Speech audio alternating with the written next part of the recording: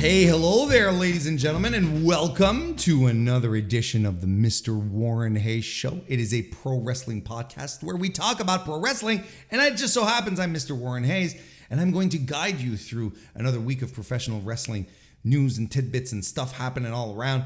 I'm recording this on July 4th, so hey, happy post July 4th to all of my American listeners and watchers and hangers on or whatever, and happy belated Canada Day as well to the rest of my compatriots up here in the Great White North. Hope everyone is enjoying a good, nice kickoff to your summer, however you decided to celebrate this long weekend. I hope it was fantastic and you had a good time, and I hope you're staying hydrated and cool because the big heats are kicking in. I hope everyone stays safe, but I'll make sure that you guys stay nice and cool with some cool wrestling talk right here on youtube.com/MrWarrenHayes. If you're so inclined and you're watching here on demand, leave a like on the video and subscribe to the channel as well. There's a bunch of stuff happening on the channel and more over the next few days. Of course, there's the AEW Dynamite review that I do every Thursday, the Collision one that I do every Sunday. But then in just 2 weeks' time, it's going to be my daily G1 Climax 33 coverage. I'm saying daily. I'm going to give it a try. I'm going to see if I can punch one out every day. If not, it'll be once every, I'll be punching out one after every 2 shows. I'll see how things go, but that's the target. Regardless, you don't want to miss it. So make sure that you subscribe. There's never been a better time to do that, to be perfectly honest. This is what we're doing here. So there's a lot of stuff coming up. Please feel free to join in. I'd love to have you be a part of everything that I do here, and I'd love to have you be a part of the Mr. Warren Hayes Show Discord, where we continue to talk about pro wrestling and all things ancillary as well. Link is in the description. You're more than welcome to join us. It's a big, fun crew that we have down there. So be sure to join us. We'd love to have you. In the meantime, as of right now, well, we've got a few things to go over. I'm going to review Money in the Bank 2023. Going to go pretty much in depth on that. Some New Japan news as well, and not just New Japan, but Japan as well. Going to be talking about the 3 new Musketeers of New Japan and the reaction that came throughout all of that. Some bits and bobs from Japan, and my mid-year Wrestlers of the Year. I'm going to chat about my top 5 pro wrestlers that I consider to be the wrestlers of the year so far at this halfway mark of the year. We're in July. We got rid of the first 6 months. I'm going to give you who I think stands out the most in that regard. But in the meantime, well, before we get to that, we're going to start the show. Let's kick it off with the weekly wrestling inspection thing.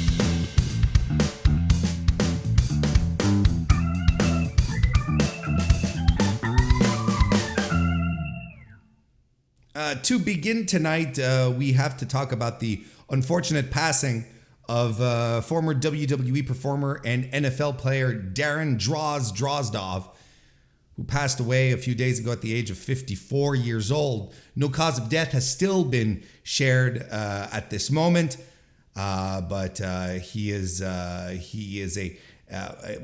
guy who broke into the business during the Attitude Era, and while his career may not have been long, it certainly did leave an imprint in the minds of professional wrestling fans. As I said, he was a former football player, played defensive tackle for the University of Maryland, played 6 games with the Broncos in 1993, and on one of those games he vomited on Monday Night Football, which afterwards was revealed that it was his special skill that he could puke on demand, right? This, of course, would be a part of a very memorable scene in the documentary Beyond the Mat, with Vince McMahon, of course, doing that very memorable line of him trying to get him to puke into a garbage container. Droz, before wrestling, tried his hand at playing for the Montreal Alouettes in the Canadian Football League in 1996, but then he transitioned to pro wrestling in 1998. He started out playing.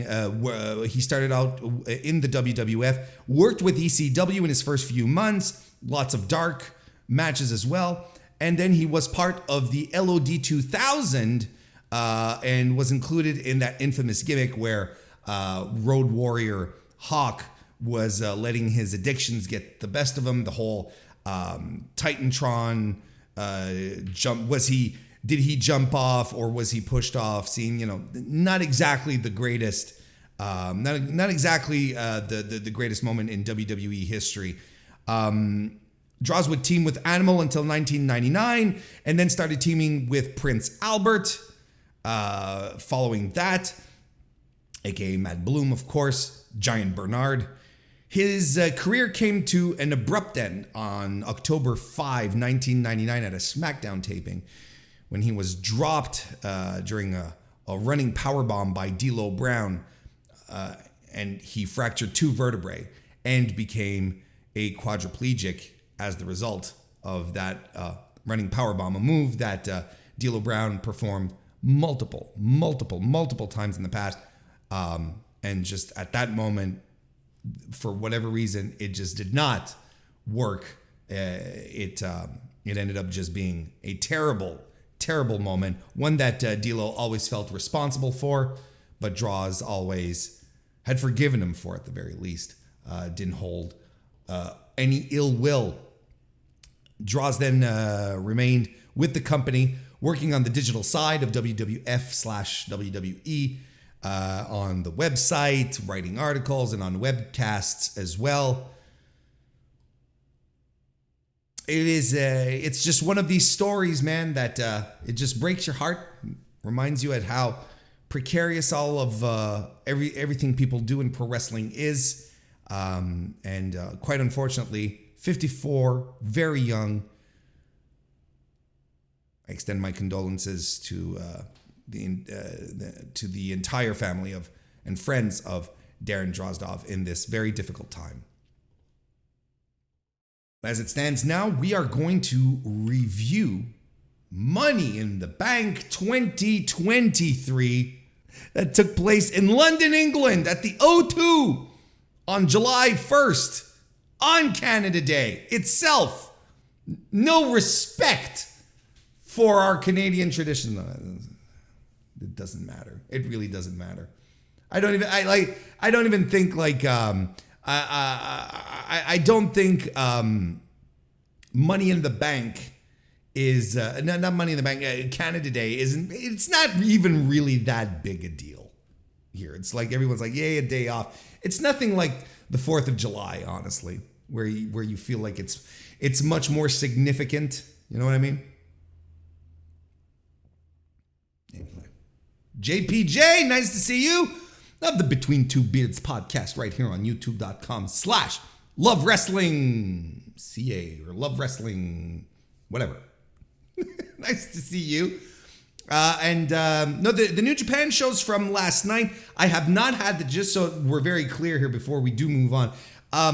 Just to be very, very clear, I did not watch them yet. I am planning on watching them. It was just unrealistic for me to watch them on time for today.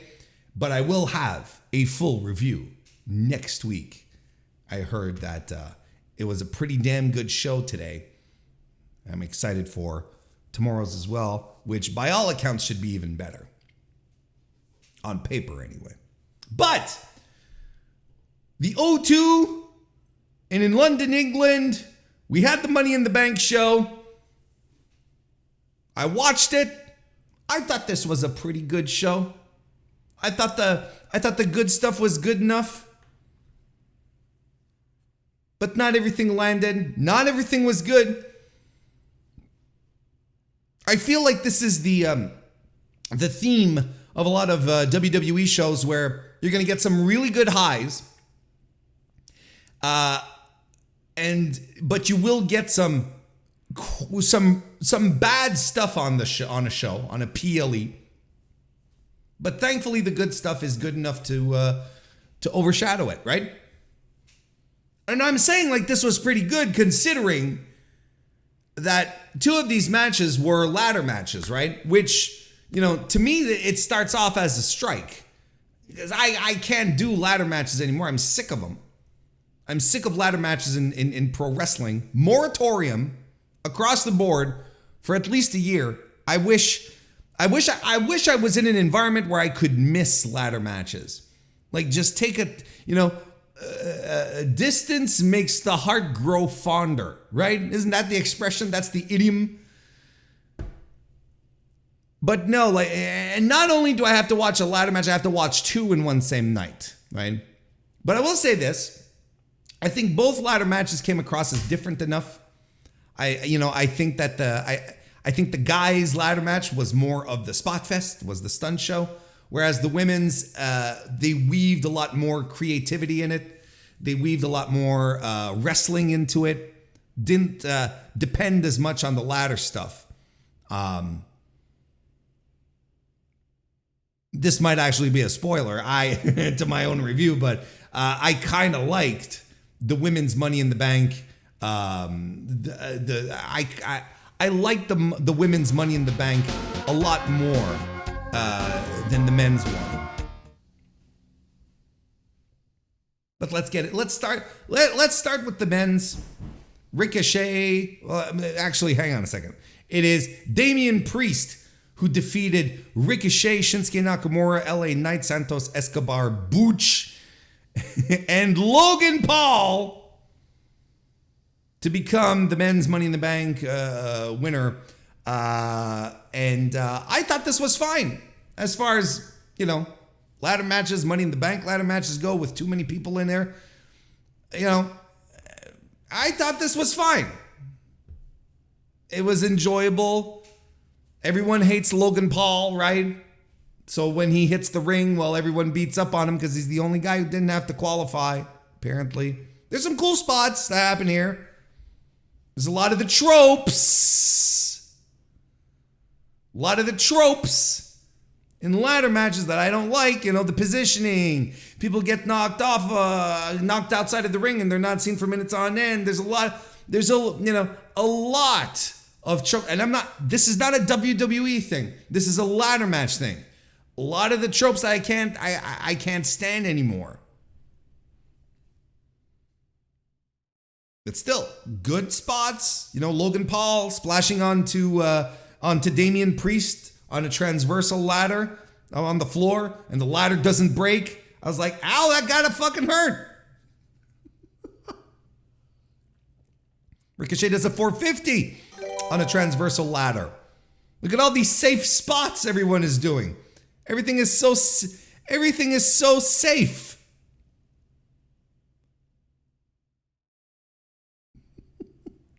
Moonsault off the ladder by Pete Dunne. And then the slingshot Spanish fly through the tables, right? You know, with Ricochet and Logan Paul. The one where they, Logan's head sort of bounced off weirdly and he was bleeding from the neck or whatever, he got cut. Maybe it wasn't bleeding from the neck, it wasn't like there weren't arteries that were nicked here. There was nothing like that. But, it's very interesting for me to look at this guy, and it's an ugly bump that he takes, Logan does. It's interesting for me to look at this ugly bump, to see a guy coming up and he's bleeding. And I have not seen a single thought piece on how unsafe Logan Paul's bump was. Isn't that interesting? I have not seen any 500-word dissertation as to why WWE needs to clean up its act. Why it has to stop allowing people to take risky spots. That Vince, I didn't read any articles saying Vince McMahon has to stop giving too much leeway, freedom to his wrestlers because they're all going to do dumb shit. I haven't heard anyone argue that the agents, they have to get their asses in line and make sure that everyone does safe shit. Where were the agents here? Why didn't anyone say, hey, this might be dangerous, let's not do it? I haven't seen any of those. Haven't seen a single member of this safety police coming in and saying WWE should not do this. And yet Logan Paul, hurt himself. He landed awkwardly, got some blood drawn. Oh, geez, Luis, if only there was. How could we have prevented this? If only there was a center where people could go to work on their performance, right?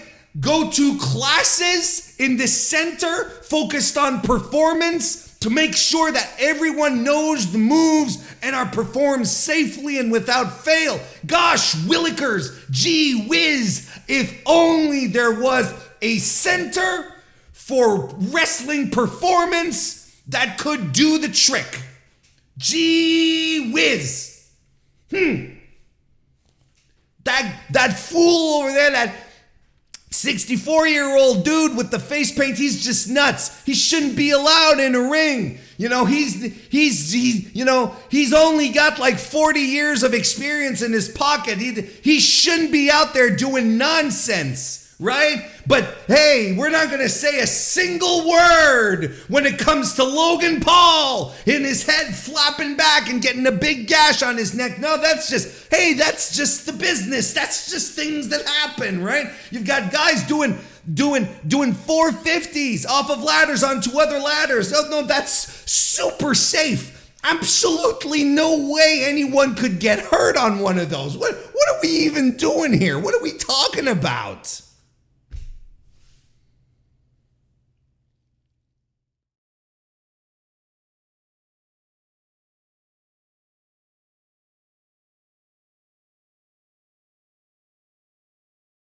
There absolutely 100% is a secondary standard. It really does exist. There's a completely different standard that exists from one promotion to the other.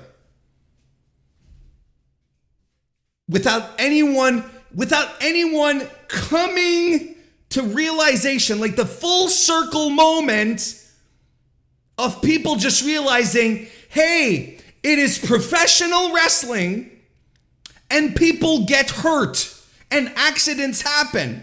And I don't care how much training you have, how much experience you have, it's pro wrestling. The whole idea behind pro wrestling is throwing your body around and throwing someone else's body around in simulated combat. And you do your best to protect the other guy or gal that you're wrestling with. But sometimes shit happens. It's infuriating.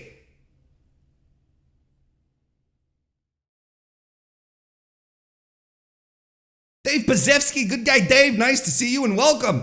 We got a bunch of people jumping in here. JS Brown, nice to see you. Got our boy Flowman as well, who is a member of the Mr. Warren Hayes Show channel. Good to see you. And DGMC. Another member of the Mr. Warren Hayes Show channel is here too. Good to see you all. And I see your super chats and whatnot. We'll get to them. Anyway. Damian Priest wins. One of the, least interesting guys in the match wins it. Like I said, the match was fine. I have no real issues out of it. It was a spot fest. This is what it was. It's fine. It's the spot match. And let's call it for what it is. It's a spot fest. That's what this was. And it's not anything more special, than anywhere else. It was a spot fest. It was fine. Again, I come in, you may have liked it more than I did because I come in with prejudice against ladder matches. What are you going to do? But Damian Priest, one of the least interesting guys in this whole thing, wins the money in the money in the briefcase bank. That's what he does. This is the guy. Whereas you legitimately had, and I talked about it last week, And we're bringing this full circle right here. You had two guys that I had called that made absolute sense to put it on. First of all, LA Knight. The guy is on an organic rise right now. And I know there's a lot of people that are bitching about, no, he's a copy of Stone Cold. He's a copy of The Rock. This guy has been doing this type of promo for years. You go back and you watch him, Eli Drake, from when he was in Impact. And you listen to him today. If anything, he's cranked it up because he knows that once he's got the mic in his hand, everything is fine. And he's a guy that he is over. He managed to get himself over despite being in a dismal feud with Bray Wyatt. And he got himself over nonetheless. He is tailor-made for World Wrestling Entertainment. And he's got the fans behind him. He's got everything the fans like. He's got a couple of catchphrases. He's got some sing-along. Everything that WWE fans love. But no, we're not going to put we're not going to rocket pack that guy no. We're going to wait, right? We got to let the story tell itself. We're going to wait some more instead of just going, hey, you know what? Let's just go with a hot commodity right here. All right, whatever. Then the second person that I thought was hot enough to put this, to grab the belt, the briefcase, was Logan Paul. And I still think that was another missed opportunity by WWE to not belt up. Jesus, Warren, it's a briefcase. You don't belt up a briefcase. To give the briefcase to Logan Paul. I told you last week what I would have done, and I'm saying it again. Logan Paul wins the briefcase, waits till later on in the evening for when Roman gets beaten by the Usos, then he runs in to cash it in, and the Usos make sure that Solo Sikoa don't get involved. And he wins, and he becomes undisputed Universal Champion, and at least something interesting is happening, and a guy has the belt. Because in WWE, there are not a lot of people who are a guy. There are not a lot of people who feel big time in that company. I say Logan Paul. He's treated like a megastar when he comes out. And when he shows up. And it's like, Logan Paul coming up next week. Logan Paul. He's treated like a big fucking deal. So he comes in and he feels like a big fucking deal. Roman, of course. Brock. Cody. Who else? Who else on this roster feels that big, feels like they can be on that level? And don't come and tell me Jey Uso. Jey Uso is not a guy. Jey Uso might win a title, but he's not a guy. Do you understand the difference? Someone who is a true to form superstar, someone that comes in and is treated like big time, like special. Seth Rollins he's not a guy. He's not the guy. He is a guy, but he is not one of these guys. He's not that special. He's not treated like he's unique. But all those others that I mentioned, not Akira Tozawa, hit the bricks. Chat's going out of their mind. They hear me rant, and they think they can say, just to start spewing anything that comes to their mind. Okay, but however, here, chat is bringing up a very good. Pat McAfee is actually treated like a bigger top guy than a lot of guys on the roster. I agree. See, I would agree with that. Everyone else is just a guy.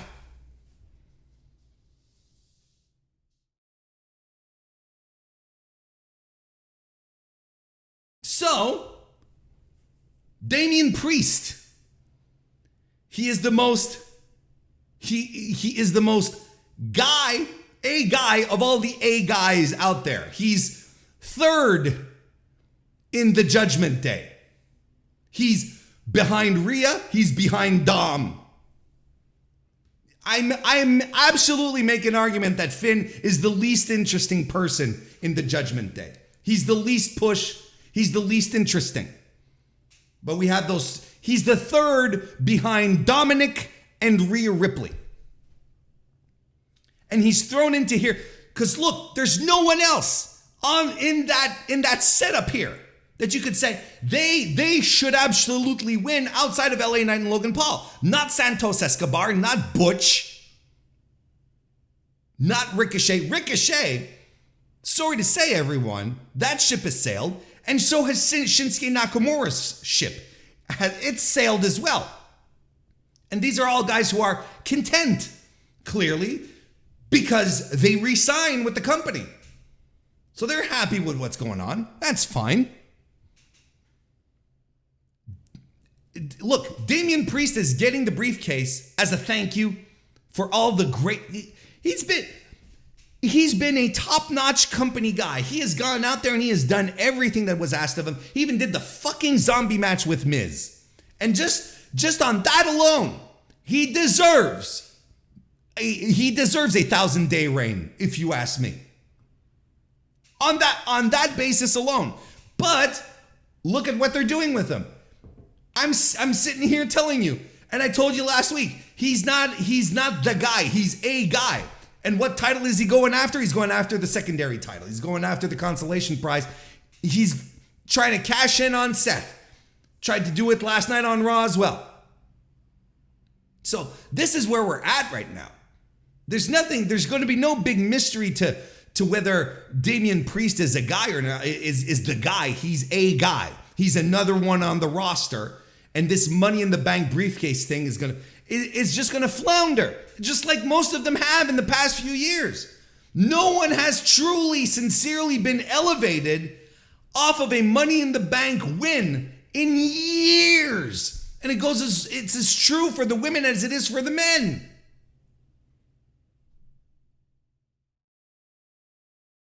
And do you know when it became an abject failure was the Big E cash-in and the subsequent push? Because the cash-in, they can do a big deal out of the cash-in. They can get people excited. They can get everyone up on their feet because that's what WWE wants. They want the pop. They want the pop. They want people coming in with the briefcase going, and then they pop. And then it's, oh, what an unexpected twist, you know?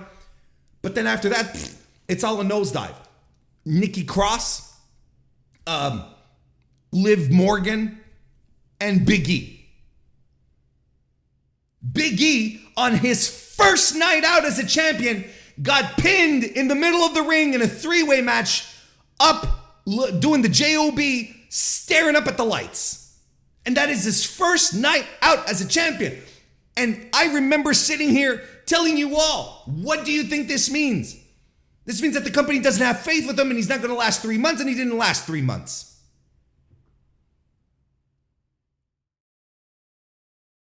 I don't even think there's...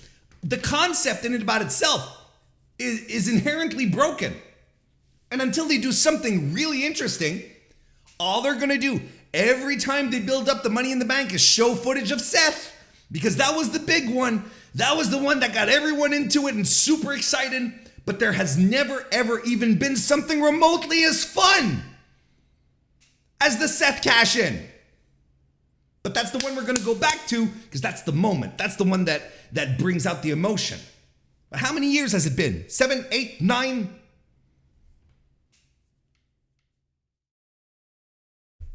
Ridiculous. Anyway, good for Damian Priest. And here's the other thing, is that I like Damian Priest. I love Punishment Martinez. Like, he's a good guy and a good wrestler. And like I said, good company guy who's done everything that's been asked of him. Why not get this? Spin their little Judgment Day separation story in the meantime, and whatever. They can do whatever the hell they want with that. But good for him. But I don't think this is the stamp of confidence that people think it is anymore. It is all show. Ronda Rousey and Shayna Baszler lost their WWE Women's Tag Team Championship to Liv Morgan and Raquel Rodriguez. Look, this was not very good. This was not very good at all.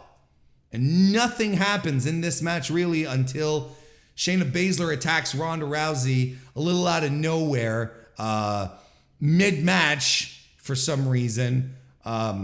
Just goes after her and leaves Ronda in the ring to rot.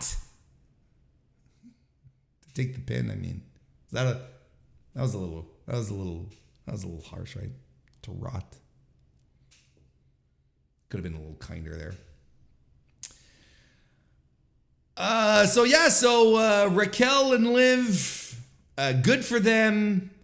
I got nothing. I have nothing here. I have no thoughts.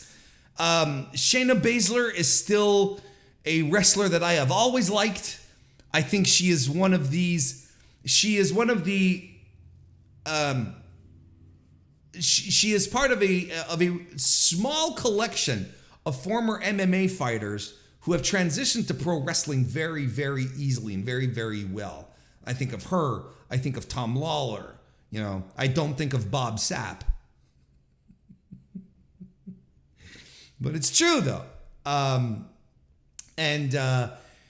You know, for a time you would have said Ronda Rousey, but maybe not anymore. So, you know, there was a collection of people in this match that I have no thoughts, nothing to give. I don't think they're interesting. I don't think they're particularly good pro wrestlers. I think you know, there's at least one wrestler in this match that a lot of people create headcanon around to make that wrestler more appealing than what they actually are. But in reality, there's nothing to this match. And I think it was kind of bad. So all I can hope for is that this is a good direction to be giving Shayna Baszler, who can actually wrestle. Because there's a bunch of people in the women's division right now who it's a disaster. I think the women's division right now, I was watching Raw by bits and pieces last night, and I tuned in to watch the what do they call it? The tag team. It wasn't a gauntlet. The tag team turmoil. And boy, oh boy, that shit is dismal. That was not great. And there's something on how. And I'm not saying, you know, I can't hammer this home enough. I'm not going to sit here and then defend AEW for how they treat their women. Right now, in North America, there is not a single major promotion that gets it right with their women. There's big holes. And last night, you know, maybe WWE has the roster and puts more faces on television, but that turmoil match was dismal. And when I see Candice LeRae being shackled like she is, when she is such a superior pro wrestler than what she is presented as, it's frustrating. And it's not something I want to partake in. It's not interesting. So I can only hope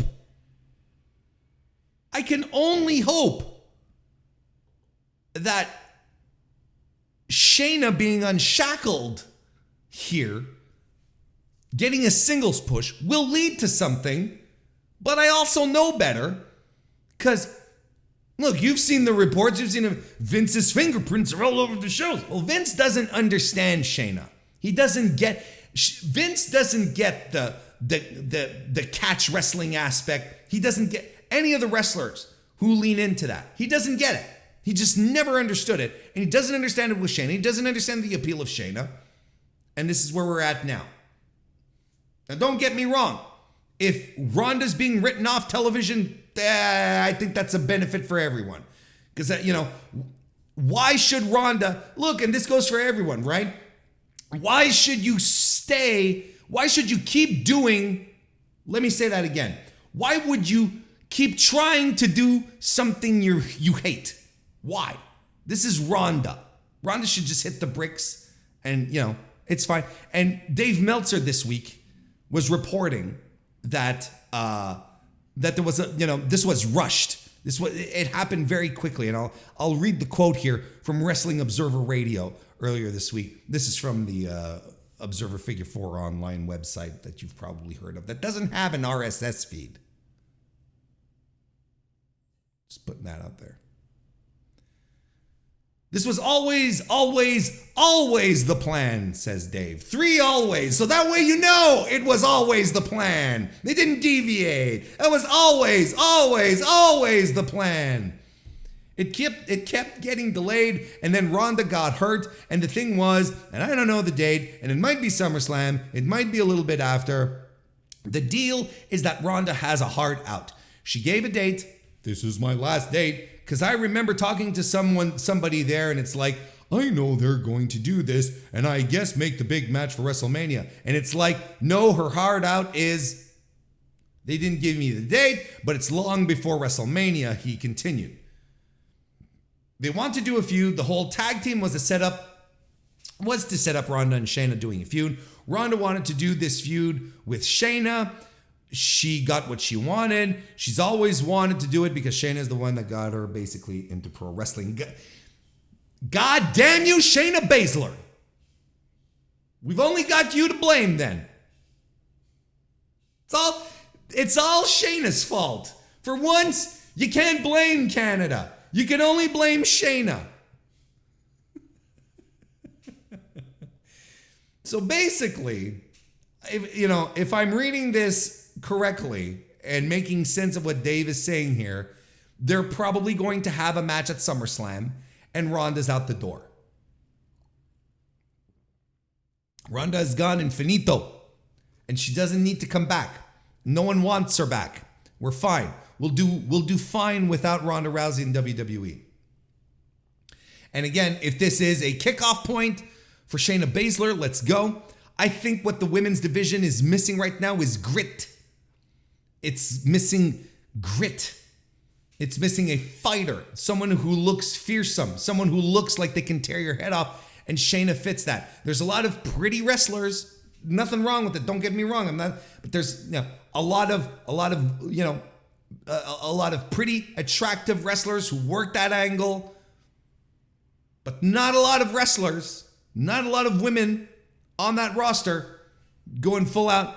Yeah, I'm just gonna kick your shins. I'm gonna kick your face in. I'm gonna snap your neck. Nothing like that. It'd be refreshing. I'll tell you what. Then we had Gunther versus Matt Riddle, successfully retaining, I should say, the Intercontinental Championship against Matt Riddle.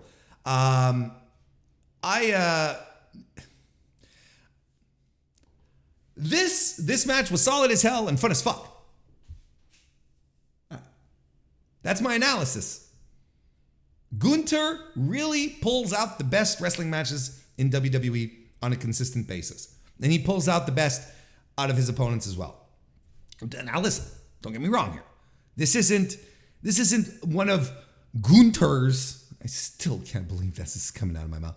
This isn't one of Gunther's 5-star matches with Sheamus or Ilya Dragunov or Tyler Bate, okay? But Gunther's thing is brutality. And I think this is one of the reasons that make his matches so refreshing and feel good and feel like pro wrestling, because a lot of what happens on WWE doesn't feel like pro wrestling. But when Gunther's there, it feels special because he's on an island here. He's the only guy who wrestles the way he does. So then when he gets into other guys who can fit that mold, like Sheamus, like Drew McIntyre coming up clearly, it gets exciting. It gets good. Same thing with Riddle here. I thought this was pretty good. And I'm not a Matt Riddle fan, at all. But, if we want to get to the nitty gritty and give some analysis here, this match was very good. I enjoyed it a great deal. And Gunther here, what was his strategy? This is what I loved about this match. No overwrought psychology or monologues or people, it's like, it's like with people on the outside or shit. Gunther was like, you stupid motherfucker. You're coming to wrestle me barefoot? It's on. And he destroys his ankle. He gets Matt Riddle to submit by slapping his ankle. How does that not rule? What a fantastic finish. It was the best finish of the night. It's the best finish of a wrestling match I've seen in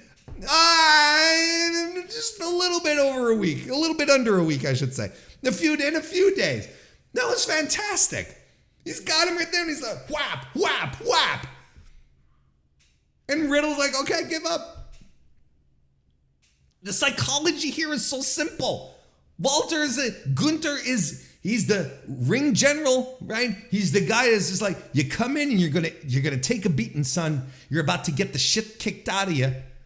They say, oh, you're not prepared? You're coming in all here fancy with your bare feet? Well, advantage me, and you're gonna regret it. I fucking loved it. What a great finish. Then after the match, Drew McIntyre shows up to a big reaction from the crowd. Big surprise. Claymores Gunther to set himself up as the next contender. Oh, we're still negotiating with Drew and his contract. Oh, come on. Come on.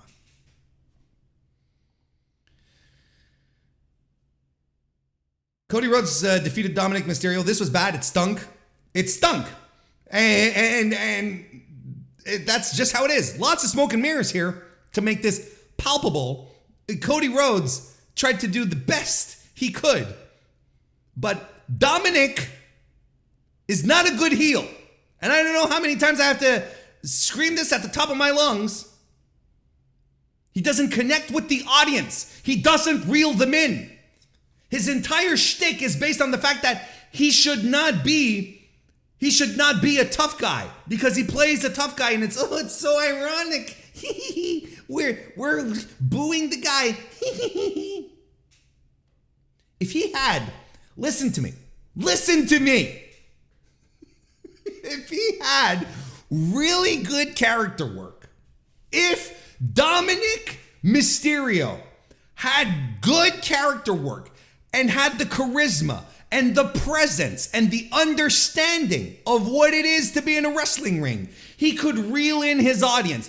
You could see him as an early Jay White. Because Jay's strength has always been his capacity to play the heel. Because for the longest time, if you've ever watched New Japan or you've heard some discourse, you can always remember this. People will say, oh, Jay White's matches, they're never any good. He just stalls and he does. Because the way Jay White operates, he's always operated like a top North American heel, a top North American territory heel. So he didn't rely on the moves or the work rate. His job was to get him to boo you, and he was outstanding at it. And now he's elevated to where he is today.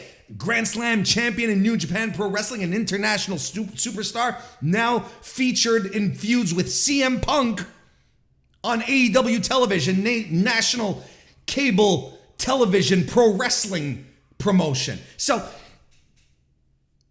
if Dominic had even a fraction of what Jay White is capable of doing, this probably would have been a lot more entertaining. But he's got no idea on how to fill in the blanks between moves, on how to stall and get the crowd to react to him. He has no connection. He doesn't get it. He's never got it, and he will never get it either. The moment that people stop booing him ironically, when he and Rhea stop being a thing, and then the irony of this wears off, Dominic is up a shit's creek without a paddle.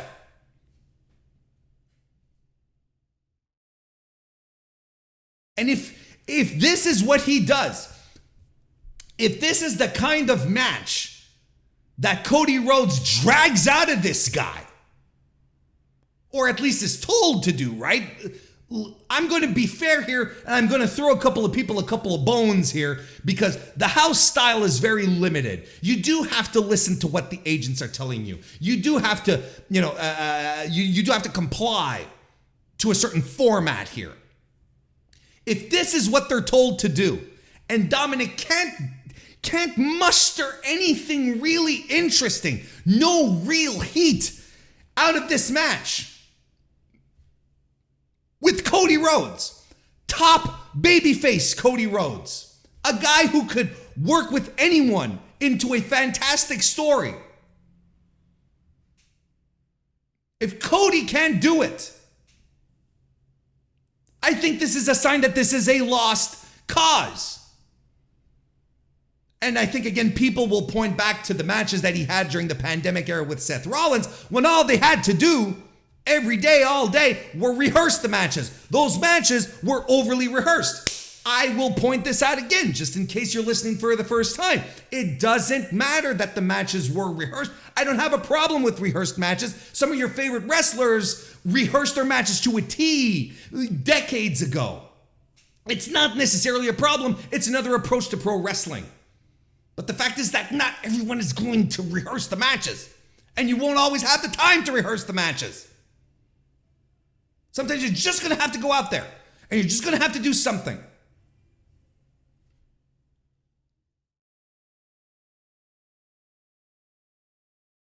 This is terrible. It was terrible.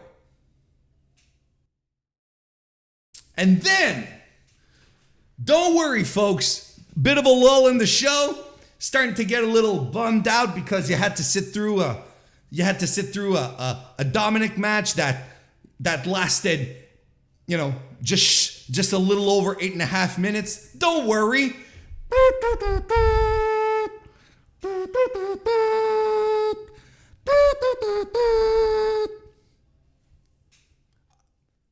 Our boy John Cena is going to save the day. He's going to make you jump up and scream because everyone loves John Cena nowadays. He's such a cool guy.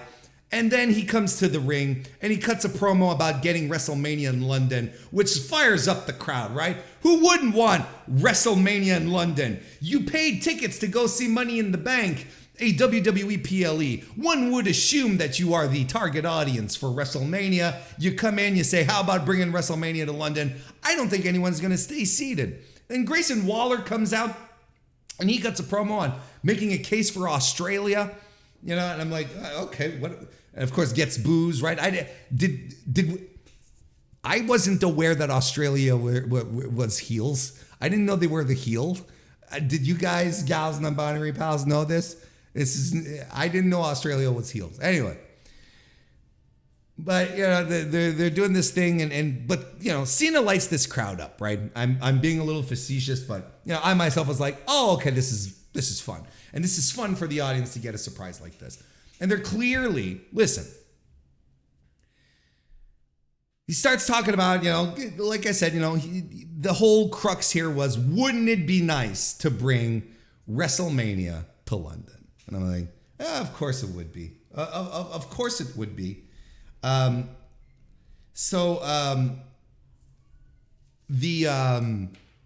I'm thinking, it's like, when are we doing this, right? When is this going to happen? Like, it's Philadelphia next year, right?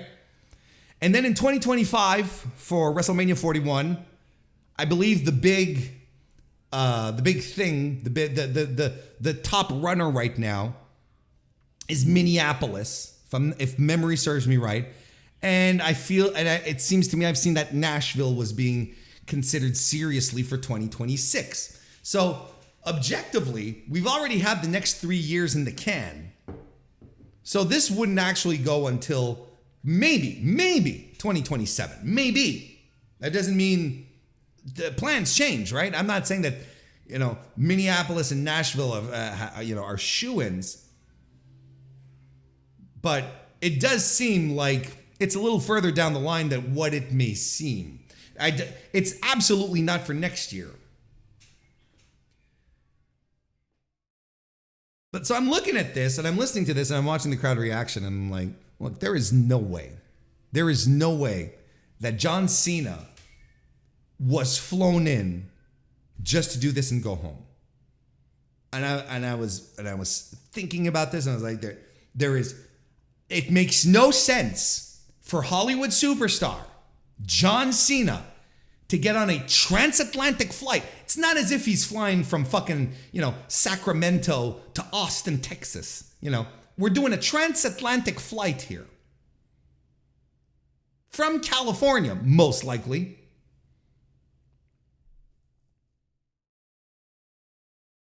I mean, why did they bring him in?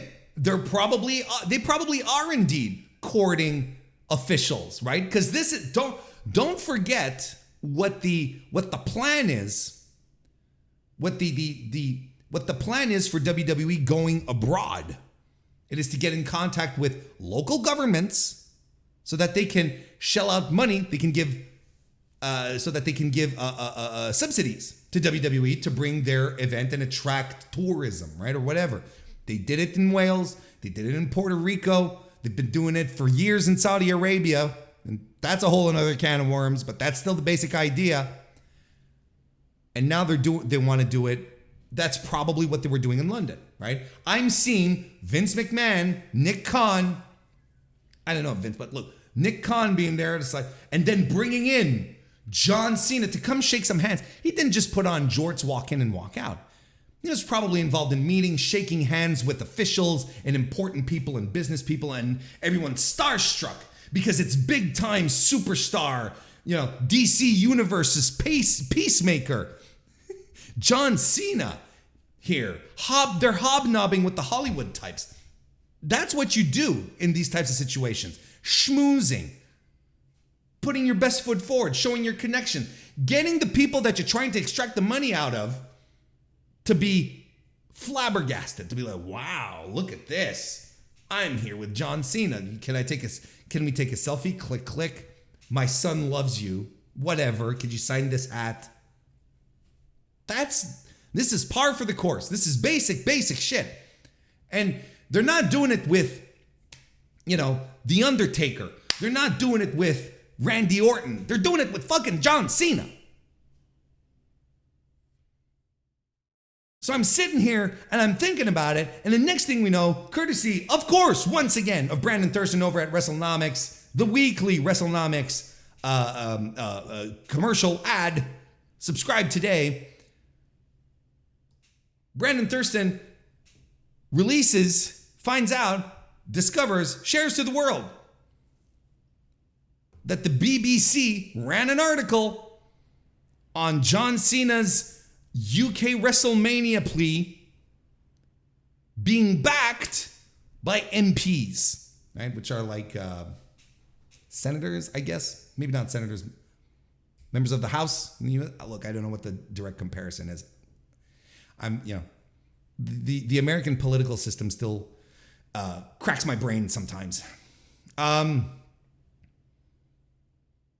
So basically, in this article here, they're talking. The BBC talked to a group of MPs who are trying to help make WrestleMania coming to the UK a reality.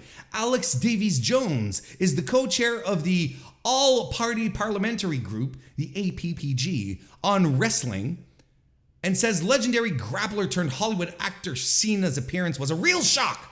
Quote, nobody predicted John Cena coming out and announcing the possibility of a WrestleMania in the UK, she tells BBC News Beat.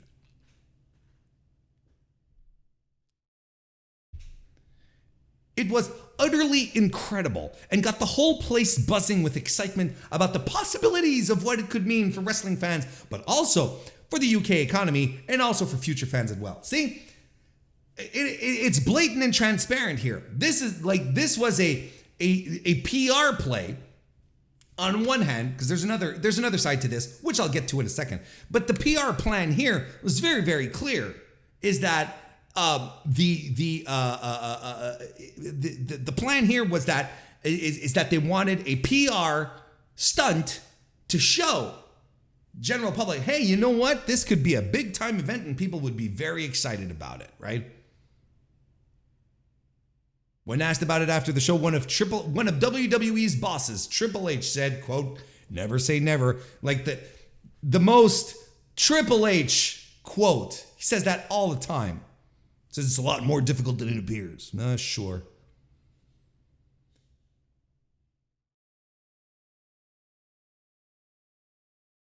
The APPG have already been talking about how we can help to make that happen in whatever way we can in terms of facilitating some conversations. That's a lot of but what they are saying is that this WrestleMania thing that they're working on is probably closer to a reality than it is. They would not be going out there doing this kind of shit if they didn't have something at least. Not saying that there's a deal settled, but the doors are more than open. There has been communication and there have been real talks, and they are probably very close to something here.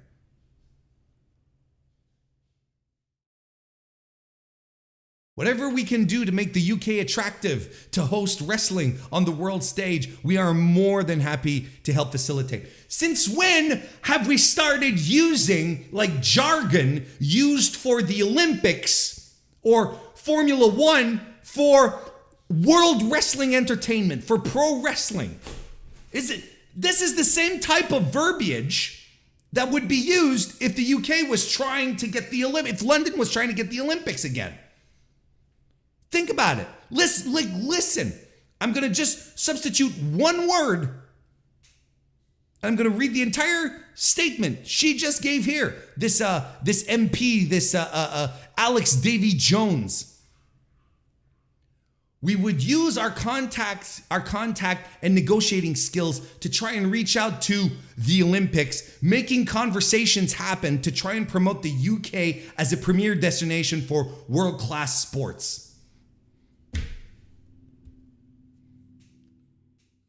And the WWE is not going to go unless they get government funding, unless someone is paying for the show. Do you realize how insane that is? They're going to go to, you give us the bucks, we'll go, and then, yeah, we'll keep ticket revenue too on top of that. We're all good. That's crazy.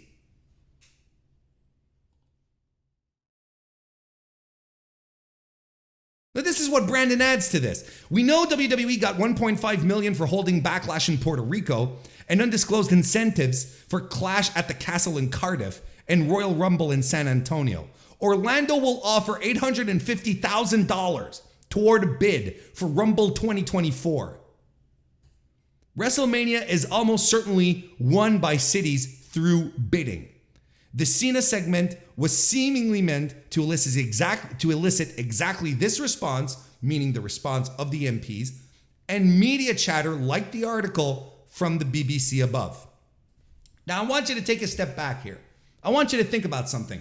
Chat, my listeners, my viewers, the A+ audience listening to the D-List podcast. I want you to think about what Brandon just said. And I want you to expand the context a little bit. I want you to expand a little bit. Why would WWE now, in July of 2023, why would they feel like they needed to get some buzz and some chatter in the UK? Why do you think? I'm going to give you a second here to think about it. Why?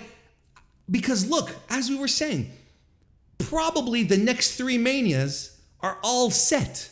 This wouldn't probably happen until 2027, we were saying, right? It's a long way down the road. So why now?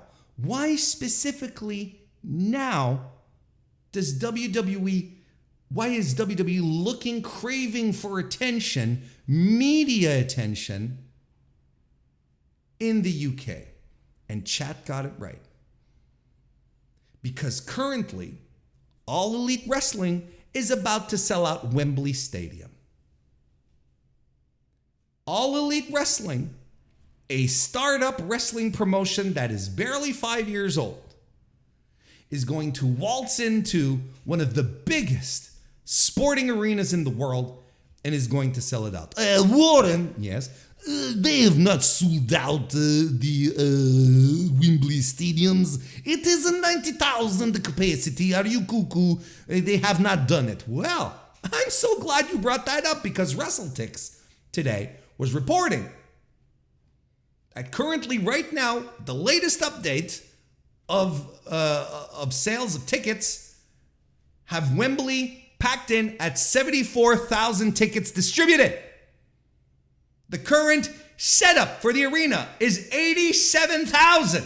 So they've bumped it up probably very close to the maximum that Wembley can hold, while AEW can still have some sort of stage and some production and a production area to actually shoot the goddamn thing. 74,888 tickets distributed for a max capacity of 87,000 plus. Right now, and this can still change. And how many matches have been announced for the Wembley show? 0. Not a single match has been announced. And AEW is about to fill up Wembley Stadium.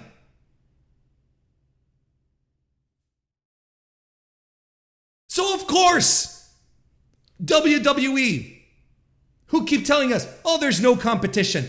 Fuck you. Again, you're proving us right. Come out mid-July, 5 years removed from ever being close to a WrestleMania. And I know the bidding processes are long. I understand that. But you don't start they didn't do anything like this in Nashville. They didn't do anything like this in Minneapolis. They just came out and announced it. For Philadelphia, I should say. For Philadelphia, they just came out and said, hey, it's in Philly next year, by the way. Woo! High fives everywhere. They didn't come out and have John Cena do some grandstanding moment. No.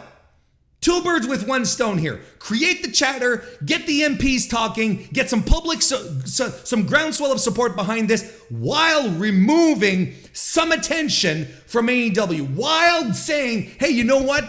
We can still do this. We can bring the greatest wrestling event of all time. We can bring this to you because we're WWE. Of course they're doing this. They're doing this to take some shine away from AEW, to muddy the waters, so that whenever AEW pops in and starts doing media, the write-ups will always include a little something about, but WWE mentioned they wanted to bring WrestleMania. Count on it. Count on it. Because that's what a good journalist will do. A good journalist will write up the thing and say, and there are the upstarts, and they're competing against the 50-year-old World Wrestling Entertainment Company, and that has teased that they might be bringing their star-studded event, WrestleMania. That's exactly what's going to happen. All of these waters are going to be muddied because of this. And you're naive if you don't think that's what to happen. If you don't think that's what that was for. I saw people saying, no, it was to give Grayson Waller a rub. Grayson Waller got fuck all. He didn't get a rub. That's not a rub. That's the anti-definition of a rub. John Cena beat the shit out of him. That's not a rub. That is the opposite of what a rub is. Grayson Waller was just there. He was the heel du jour. He was the Australian. He was the guy coming in. Because Australia, on top of that, has been rumored to want to host a WrestleMania on top of all of that, right? So Australia, it was an angle wrapped into a rah-rah message, wrapped into a media plan, a PR strike against AEW. It just served a bunch of purposes. And I'm not saying that was the only reason they did it, but I would say that this is one of the main reasons they did it. But no, people will keep telling me that, no, there's no competition. WWE doesn't see AEW as competition. Oh, they fucking do. They really fucking do. They really, really do. They are about to sell out. AEW is about to sell out. AEW is about to sell out Wembley. They're about to have an $8.5 million gate. Probably more, by the way things are going. And all these tickets, whatever's left, once they start announcing matches, they're out the door. They're gone. You're gonna have people coming in from all across Europe. They're gonna be crossing the channel, flying in. They're gonna be leaving the European Union to go to Great Britain to watch the show. That's just inevitable at this point. This is a success for AEW, and WWE can't stand it. And they're going to come in and they're going to make sure that when they come back with WrestleMania, that it is the largest WrestleMania gate, that it's the largest wrestling gate in the history of Europe, because they can't stand it. Because they don't want to be second or third on these types of things. And if you don't think this doesn't matter to them, just look at what happened here. Plus, there's precedent. There are decades upon decades upon decades of precedent. And clearly, it's not because WWE is about to merge with UFC into this new company. Well, not merge with UFC, but merge into a new company alongside UFC. Clearly, they're not changing their tactics. They're not going to change the way they operate. It's still the same fucking thing. Zelina Vega versus Becky Lynch versus Zoe Stark versus Bayley versus Io Shirai versus Trish Stratus in the women's Money in the Bank ladder match. A ladder match that was won by Io Shirai. Io Sky, I'm sorry. Like, here's the thing. And I've said this before and I'll say it again. It's like, I followed this woman for years, one of the greatest pro wrestlers out there today. I've always called her Io Shirai. Now they decide to change her name up to Io Sky, and it doesn't work. It's not as if this woman had zero name recognition to me, as if there was nothing to this. No, she has always been a legend in Japanese women's wrestling. A fantastic wrestler, one of the best wrestlers in the world. Not just women, best wrestlers in the world. It's like if suddenly, it's like, no, he's not Wayne Gretzky anymore. His name is Chuck Liddell. No, I'm still going to call him Wayne Gretzky, but please call him Chuck Liddell. Nope. It's Wayne Gretzky. Anyway, I enjoyed this ladder match with the women. I thought the work here was more interesting than in the men's. Overall, again, I can't emphasize this enough. If you liked it more than me, you probably did, because again, ladder matches.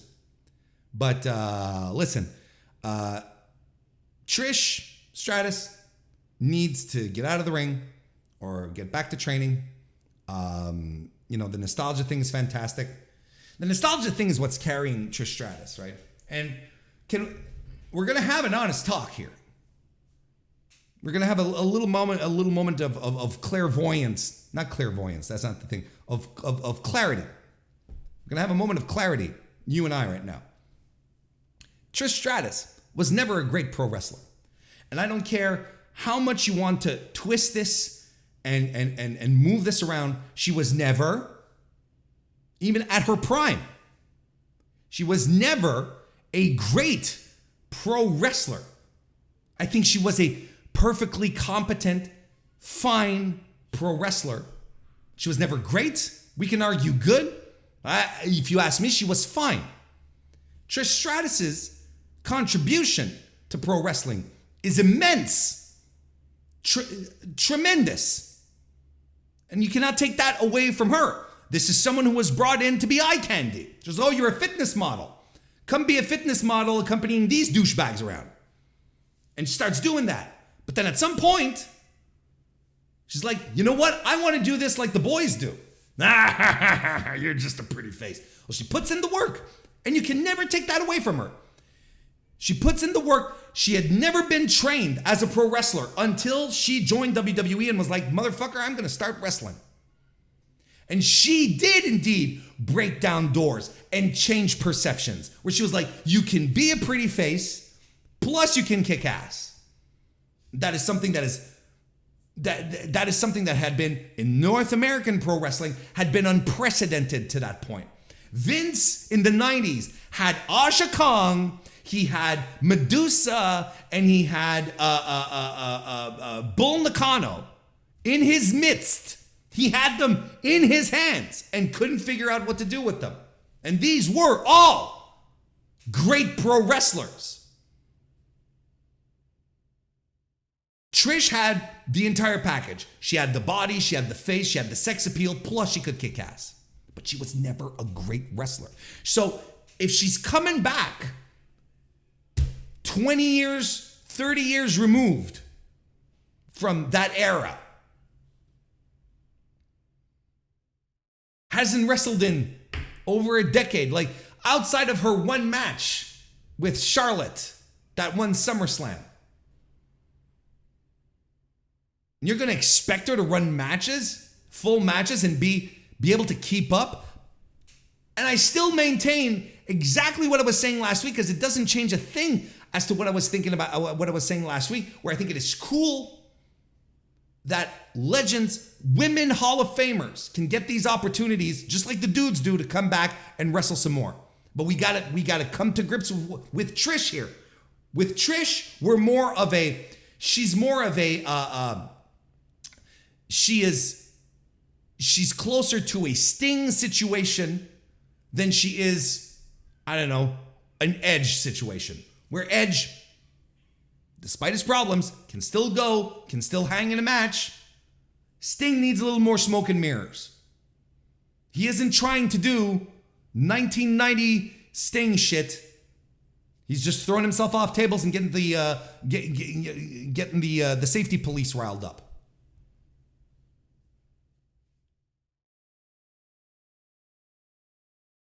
That's what Trish should be doing. She should get the safety police riled up. A lot of them got riled up when she hit the turnbuckle hard. Oh my God, it's pro wrestling, motherfuckers. Anyway.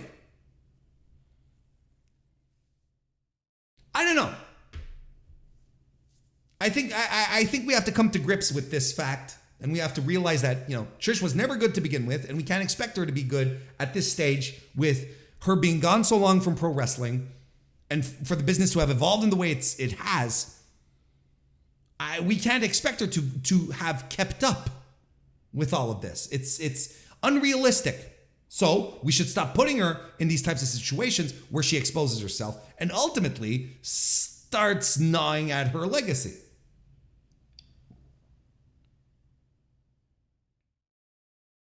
Io Shirai wins this match, and I think it was the right choice. You can't always depend on the 4 horsewomen. This is something I've been battering on for the better part of 18 months, it feels. You can't always depend on the 4 horsewomen. You just can't. Not because they're not dependable. It's just at some point you have to be able to move on. You can only go back so many times to the Bayley, Becky, Charlotte triangle, because Sasha's not around anymore. So we have, and they're doing a pretty good job, not going to lie. We've got Bianca, who's clearly established as a gal. We have Rhea, who is clearly established as a gal. The jury is out in my case in regards to Asuka. I don't know if Asuka is considered to be a gal because they've waffled on her so much. I think Io Shirai is one of those. I don't know who continues to try to make us believe that Zelina Vega is a pro wrestler, but they have to stop. Did you notice? She came in with a flag when she walked in. I mean, it worked so well the last time. And I really liked the match when it started to pick up with Zoe Stark when she had the handcuffs. Good worker, Zoe Stark. She was a standout in NXT. And then the times that I reviewed, and I've always spoken very highly of her. She's a fucking good worker. She should have been on main a while ago. I'm glad she is now. She's very, very, very good. And there's some brawling on the floor. Zelina does a code red off a ladder into another ladder, which was a cool spot. And Io gets the handcuffs, cuffs Bayley and Becky through the ladder so that she can climb uninterrupted to victory. I thought that was a pretty creative end. And I liked it. I thought it was fun. Seth freaking Rollins successfully retained the World Heavyweight Championship against Finn Balor. This was pretty fun. I enjoyed it. Pretty good. I think, in fact, this was a really good Monday Night Raw main event.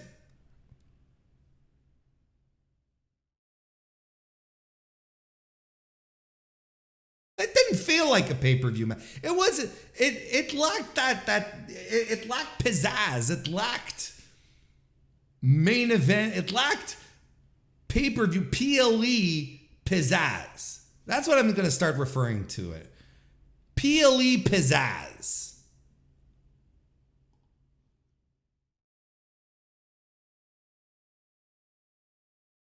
But I thought the match was pretty enjoyable. I had a lot of fun watching it. It's the kind of match that if you think about, what if this had happened in 2010, 2012? Christ, that would have ruled. Anyway, Damian Priest comes in to tease a cash-in, I guess. Finn Balor stomps Seth Rollins off the table, then off the stairs, gets him back in the ring, goes up top for the coup de grace. And Priest distracts, which allows Seth to avoid the coup de grace and get the stomp for the win. This is why I said this is a pretty good Monday Night Raw main event, because it's a very Monday Night Raw finish. Look at what happened on Raw last night. It was Finn now that fucked things up for Damian Priest or whatever. It's like, who? Dominic. Ultimately fucked things up for Dominic, but Damian Priest was cashing in, or was teasing the cash in, right? Because the match had already ended. He forced a DQ. And then Priest starts beating the tar out of Seth, because you can feel it. He's going to cash in, but then he comes to cash in, and then Finn Balor runs in to beat up on Seth some more, and then Seth regains his energy because the guys are arguing. And then he leaves. It is the end of the Judgment Day. And then the main event, the Bloodline Civil War, where the Usos defeated Roman Reigns and Solo Sikoa. I didn't think this match was really that special. But I guess this is meaningful for WWE fans. I really wasn't into it. And I've not been into the Bloodline angle for a while. And I don't think... And I think this match was a very good... What are they on now? SmackDown? A very good SmackDown main event. But it did not feel... It didn't come across as this excellent match. The false finish has gotten me a few times, I'm not going to lie. But then we got the Clockwork Roman match ref bump. And I'm like, oh, here we go.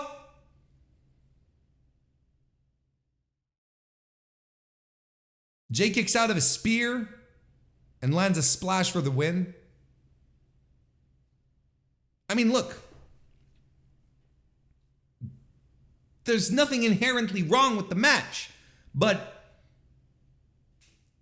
again, like, this is, I'm not into this. I'm not into this story, this, critical, all-important story. I'm not into it because it's been the same rinse and repeat story they've been telling for the better part of 2 years at this point, if not 3.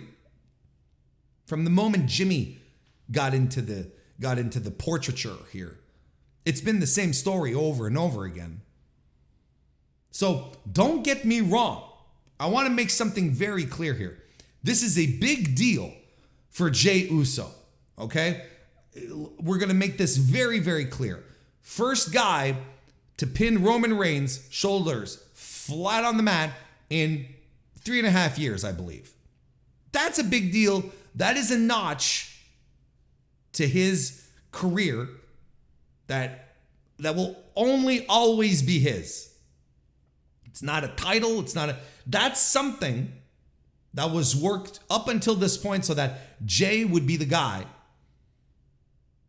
to pin Roman after this, this whole Ulster cycle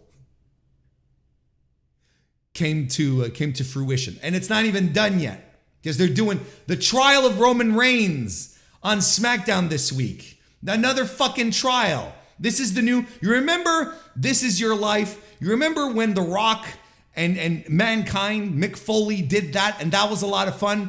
And then they tried to do it with Bailey and Alexa, and it was a miserable experience, right? This is pure WWE. Hey, remember that one time we did that one thing that was really special because of everyone that was involved? Let's try and do it again, but with some of the missing components. Is this what we're gonna do? We're gonna do the exact same thing. We're gonna try retreading all of this. Why does professional wrestling love paperwork and procedures on television so much? Trials, contracts, all this bullshit, contract signings and what's the other one? Depositions and restraining orders. Why does pro wrestling love this shit so much on TV? I fucking hate paperwork in real life. I don't want more paperwork in my entertainment, in my brainless entertainment.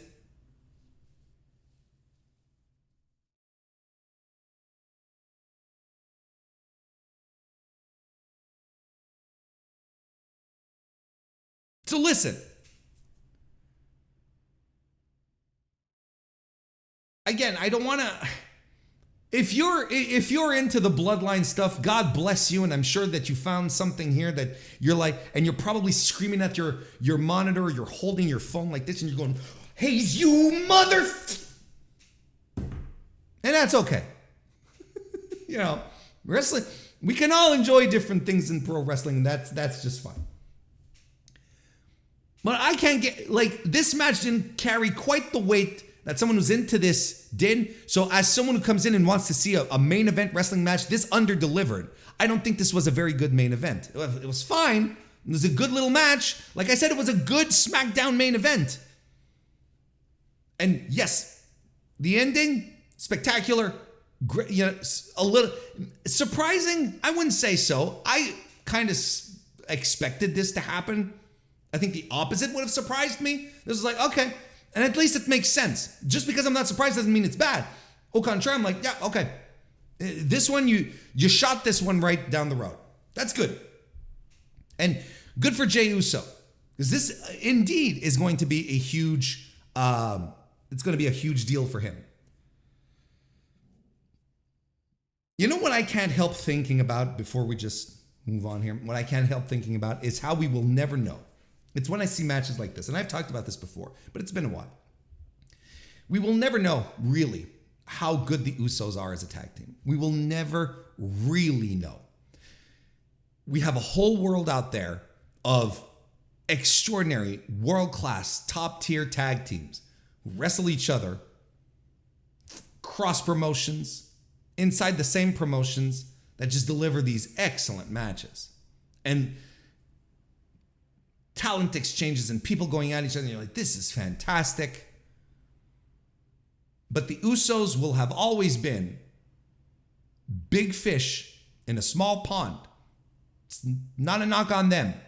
That's how WWE treats its tag team division.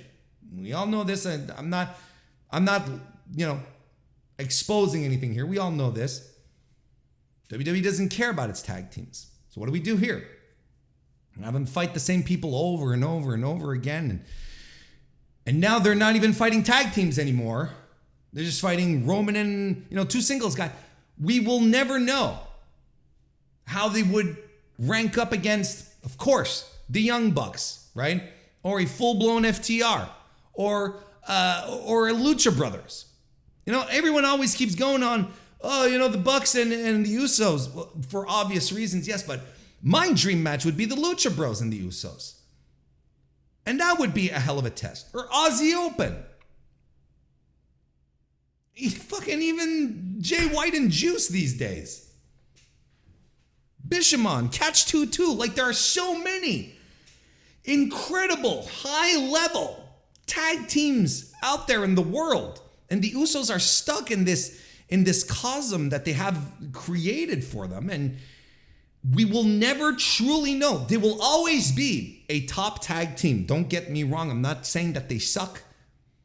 They will always be a top tag team, but we will never truly know how good they could have been, how good they truly are, because of the way WWE operates. Anywho, this all seems to be leading us to SummerSlam, where we are probably going to get Roman versus Jay in the main event, and Cody versus Brock 3, which is something, again, which was expected. And Brock showed up last night on Raw, and this is what we're doing now. So, Roman versus Jay. And I'll be completely honest with you. I would not be surprised in the least if Roman decided to drop the title to Jay. I've talked about this once. Decides to drop the title to Jay. Jay got the pinfall in the tag team match, so I think that's your indication that he's not winning at SummerSlam. Jay is. But I think Roman hanging on to the title at WrestleMania was I could see it being his call, him exerting some form of creative control and saying, this is not the time, brother. I'm going to drop it to my family. I'm going to drop it to my blood, which would be Jey Uso. I'm not saying that's what happened. I'm not saying Roman exercised creative control. It's a theory. I'm proposing this. I think it would make sense, is what I'm trying to say. Then Jey Uso winning the title because he's an Us, because he's family. You see? But he's not the guy. He's not one of the guys, Jey Uso is. He's a guy, but not one of the guys. Earlier last week, or late last week, I should say, New Japan Professional Wrestling put out a statement. They put out a little thing, a tweet and a post on NJPW1972.com entitled, Reiwa 3 Musketeers formed. What is this all about? 3 Musketeers? Wait, I've heard about this in pro wrestling in New Japan as well. This is something interesting. Let's go see what they're talking about. Well, we got ourselves some new 3 Musketeers. Here, let me read the thing.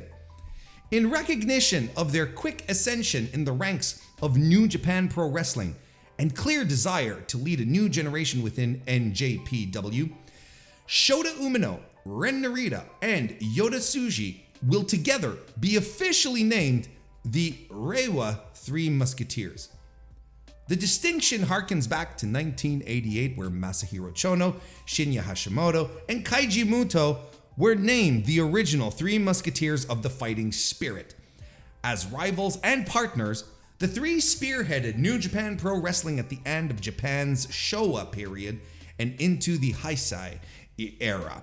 2004 would see Hiroshi Tanahashi, Shinsuke Nakamura, and Katsuyori Shibata labeled the new 3 Musketeers, with each becoming indelible figures in New Japan Pro Wrestling history. Reflecting the current Reiwa period in Japan under its current emperor, Tsuji, Umino, and Narita will now be considered the Reiwa 3 Musketeers. With hopes high for all 3, they look forward to your continued support. To celebrate this distinction, Tsuji, Umino, and Narita will all soon be available to play in the New Japan Pro Wrestling Strong Spirits mobile game. Holy shit! What a celebration! Oh, by God, the new 3 Musketeers gonna be playable in the mobile game. Hoo-wee!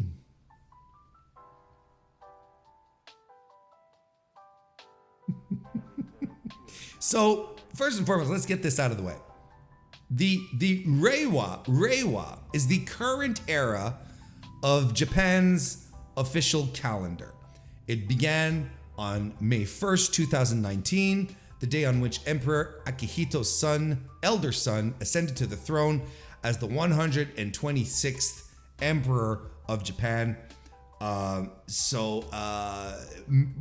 Bringing to an end the previous era, the Heisei era, and and there you go. And the Ministry of Foreign Affairs of Japan explained the meaning of Reiwa to be, quote unquote, beautiful harmony.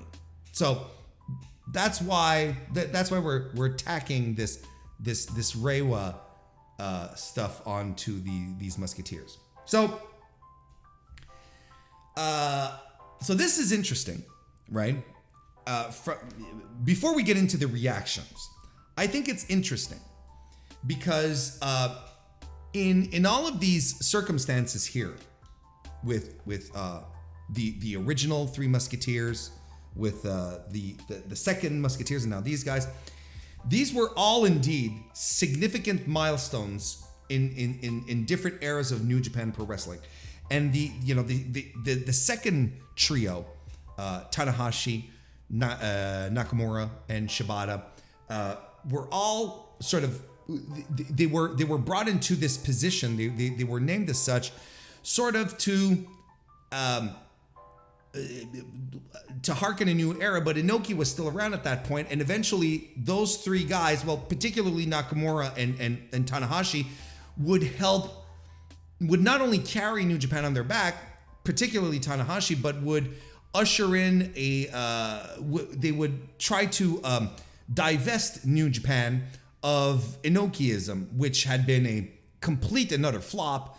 And these Three Musketeers were there to revitalize New Japan. Of course, Shibata had, his trajectory wasn't as simple. He left New Japan for a while, eventually came back.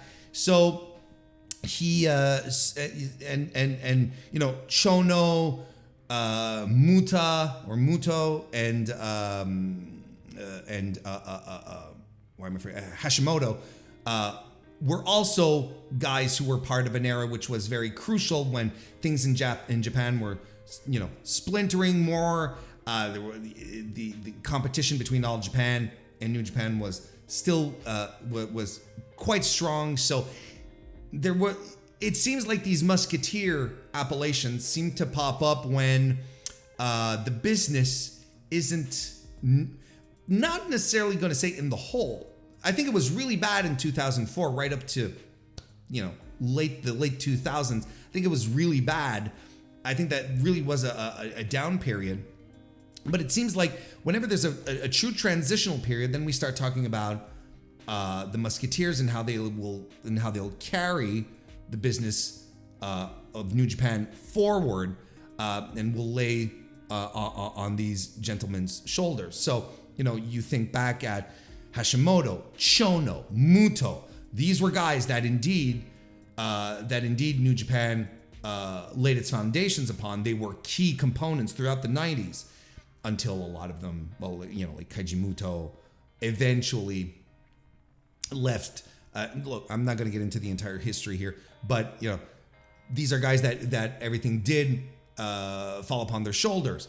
Nakamura, Tanahashi, Shibata, for different reasons, in 2004 were made this, but their role became much more significant, and they did really carry the company. Like I said, particularly Nakamura, and even more so Tanahashi, once it was time to divest themselves of Inokiism and bring a little more Western flavor to New Japan than what had been previously seen for the past decade or so, which was, guys coming in to wrestle in little black boots and black trunks. Guys like Tanahashi and Nakamura, you can see it even to this day. It's all about spectacle and artistry and pageantry. There's the exact word I was looking for. So they brought that a little in. They were able to bring that in, couple that with great athleticism, which helped rise New Japan to a fantastic decade in the 2010s. COVID hits. Japan wrestling, Puro in wrestling sinks. Nothing's going well. And now we're finally getting out of restrictions. And in Japan, the restrictions were around longer than they were here. And there's still places in Japan that observe them. But the restrictions are much more rigorously enforced than here. And has it even barely been a year since we've had since we've started getting crowds back, and full capacity crowds has been just a question. We're still talking in terms of months at this point. It hasn't been an easy return from the pandemic for New Japan and for Puro in general. But since we're talking about New Japan here, you know, they're not hitting the historical gates that they had previous to this, to the time before the pandemic hit. They're doing good gates, I guess, but nothing close to what was happening previously. So look at what we're doing here now. In this era right now, in this year in New Japan, where everything is wacky and wild, and we are going hard on these new kids, you know, trying to boost some, trying to boost and push some new talent, some new faces. Oh, then suddenly we've got ourselves a new set of Musketeers to go along with it. So it kind of fits the vibe to a certain degree, where it's like, well, this is a transitional period in New Japan once again, and so we're elevating, we're nominating some of the new and upcoming talent that will carry this company for the next X number of years. Now, the reaction to this has been interesting, to say the least. Shota Umino hit Twitter and took full advantage of the of his blue checkmark status to put out a rather long statement, basically rejecting it, basically saying that it's disrespectful to the original Musketeers to do this, you know, and he's not enthralled by this idea of being of having this label being put on him. Yota Tsuji rejected it as well, you know, saying that he is much above that he is much above the two others that are associated with him, right? He said, you know, he's not on the level he's on a much higher level than Mox's shin biter and Shibata's imitation bastard. These are not my words. These are his from the translation. Ren Narita said he was never consulted on this. So, you know, the guys the principals have reacted very poorly to this, have, you know, outright rejected it. And, well, a lot of the locker room as well reacted a little strangely to this and going, oh, really? Okay, this is what we're doing. And well, this is kind of strange, and so on and so forth, right? Now the big question that's been going around is, you know, it's like, is this reaction, you know, is this reaction a shoot, right? And a lot of people have been saying, you know, that, oh, this is a disaster. You know, New Japan puts this out, and their talent, you know, outright are rejecting it. They're saying that this is not a good idea. We don't want anything to do with this new Musketeers bullshit. Keep it to yourselves, kind of thing. And you know, New Japan is not necessarily doesn't necessarily have a great reputation for communicating things well with its talent. That's been a problem that's been around for years. So if Ren Narita says, I was never told, I was never consulted, and the two other guys are acting like they've been caught off guard, it's an easy story to swallow. You can absolutely go, well, I mean, this coincides with what we know about New Japan. They just say things and it's like, well, we said it now. Well, here's the thing.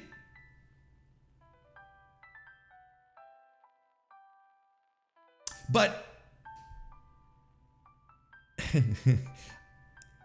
I don't know how much of a shoot this is.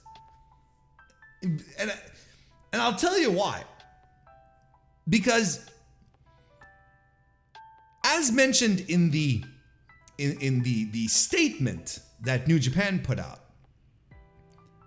when they talked about the original Musketeers, the original three Musketeers of the Fighting Spirit, as rivals and partners, the three spearheaded New Japan at the end of Japan's Showa period and into the Heisei era. Now, that's good and all, but what we need to underscore is, rivals and partners. And what have these guys been doing here? They've been basically taking shots at each other. Tsuji specifically. And Ren Narita's been snapping back. Ren outright saying, I am better than these two other clowns. And the two other clowns going, hey, hang on a second here, pal. And the rest of the locker room getting in on it. Going, not sure that these kids are ready. The fuck is this shit kind of thing? I'll tell you one thing. In an environment, in pro wrestling, where you are supposed to create environments for conflict and feuds, this has been perfect for creating conflicts and feuds. I don't think this is a miscalculation. I don't think this is a disaster. Au contraire, I think this is working out magnificently. Because the idea is to create disharmony. Why do you want to create disharmony? So that you can create stories, opportunities, angles, whatever you want to call it, for all these people to fight each other. How many times is this going to be referenced over the G1 now and beyond? Oh, you're one of the three. Can you imagine Kazuchika Okada coming out?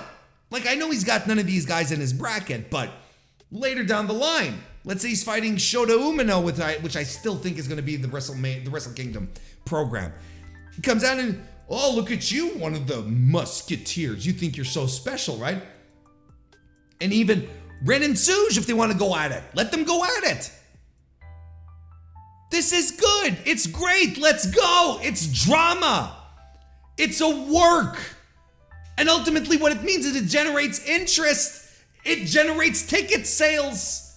That's what you want. Gabriel Kidd got in on this, called them bitches. Oh, it just so happens Gabriel Kidd during the G1 is in the exact same block as these guys.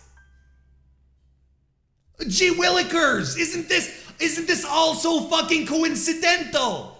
But yet I've seen people I like, people whose opinions usually make sense to me. I saw people reacting to this and saying, what a disaster of an announcement. I can't believe that New Japan put this out here and didn't consult. And the rejection by the young fellas says a lot about, how much of a sloppy shop they're running and stuff like that. I'm like, wait a second.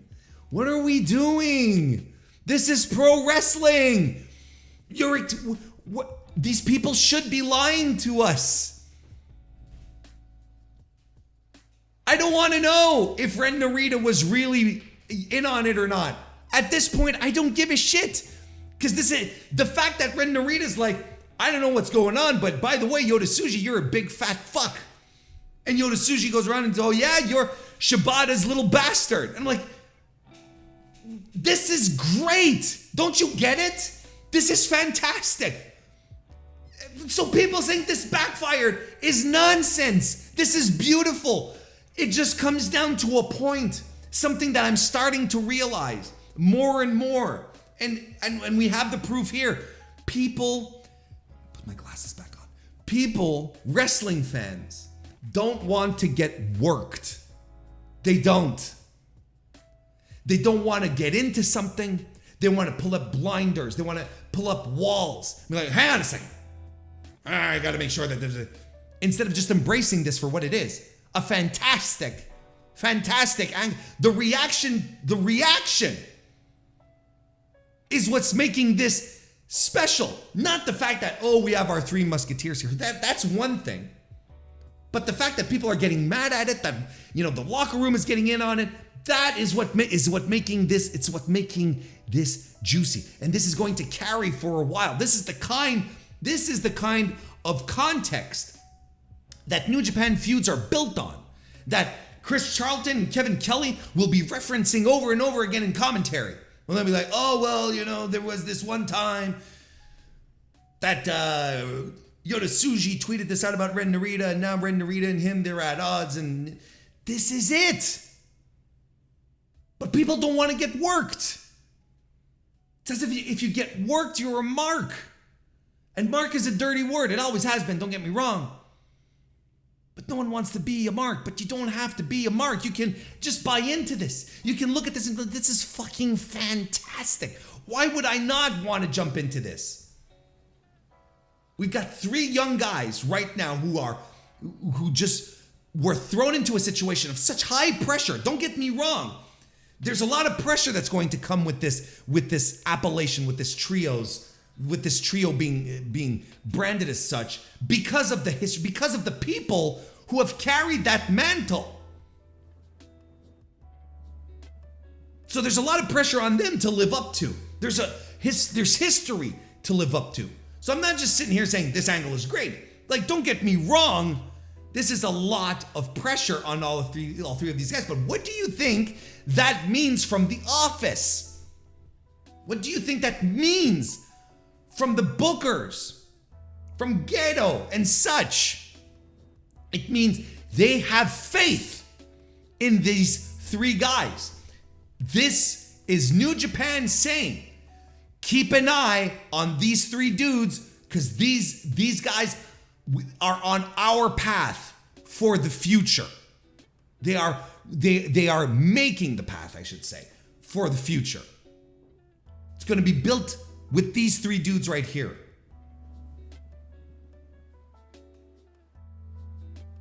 So, if anything, this is a fantastic mark of trust, of confidence. And one that it's like, yeah, let's get into it. Let's see how this goes. We already knew that they had plans for Shota Umino. Yota Tsuji comes back from excursion. The first match he gets back is a world title shot. Doesn't wrestle a lick before that on New Japan.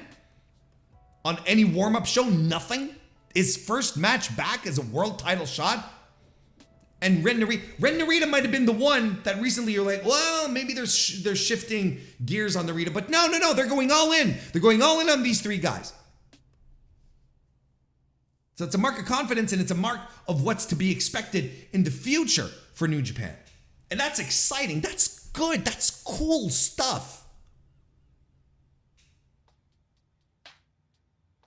But look, I'm not going to rule out the fact that it's a shoot. But I'm not going to sit here and try to twist this into some, weirdo conspiracy theory. I'm not going to sit here and try to spin this around like it's some, CM Punk level kind of, obtuse promo, trying to figure out who's saying what and what we're trying to say and what's really going on. I think it's just as basic as these 3 guys being selected, being thrust into this, and they're like, okay, let's build some history, fellas. Let's go. And the locker room getting in on it. Again, maybe as a complete part of the work, or maybe there's a little shoot to it where it's like, man, why wasn't it me? Kind of thing. Because there has to be guys backstage. Or like, man, why are they pushing these 3 kids so hard when I've XYZ for this company for XYZ years? For sure. So, you can't entirely rule it out. But everything that's been front facing, and here's one thing that I have learned about Japanese pro wrestling is that even to this day, the kayfabe aspect of things is still much more, is still protected, of course, to a degree. But, you'll never see faction mates. You'll never see people in factions hanging with other factions, right? Hanging out, doing things. It'll always be people within their own faction. If they have characters or particular things, they will always it will always be in kayfabe. To a certain degree, of course. But it's very rare that these things will be challenged out in the open. That's one of the reasons why Kota Ibushi's breakdown late last year was such caused such a tremor, because he was publicly allowing people to peek behind the curtain, and that is something that is extremely frowned upon and is not common practice. And he made some of his friends and allies turn on him because of his behavior. So I wouldn't think Yota Tsuji, Shota Umino, let's go back to Shota, who is one of the top push guys, one of the top push young guys. I don't think he would risk his spot by outright saying, I disagree with this, and it being a shoot. I don't think they'd let Ren Narita, I don't think Ren Narita would risk his spot by going, I wasn't consulted, this is bullshit. Maybe not everyone in the locker room was aware. And I'm not even saying that these three guys were fully aware either. I don't know, I don't know. But the end result is this is juice. They're squeezing all of that delicious pulpy juice out of that fruit.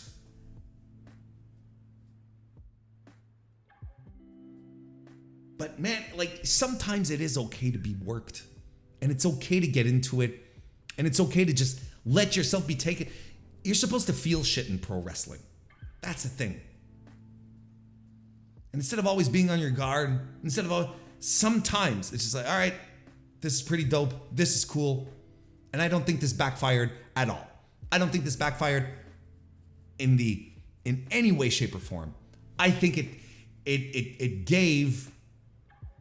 created probably the best setup that we could have for some fresh, new rivalries, the backbone of something that can be chewed on for years.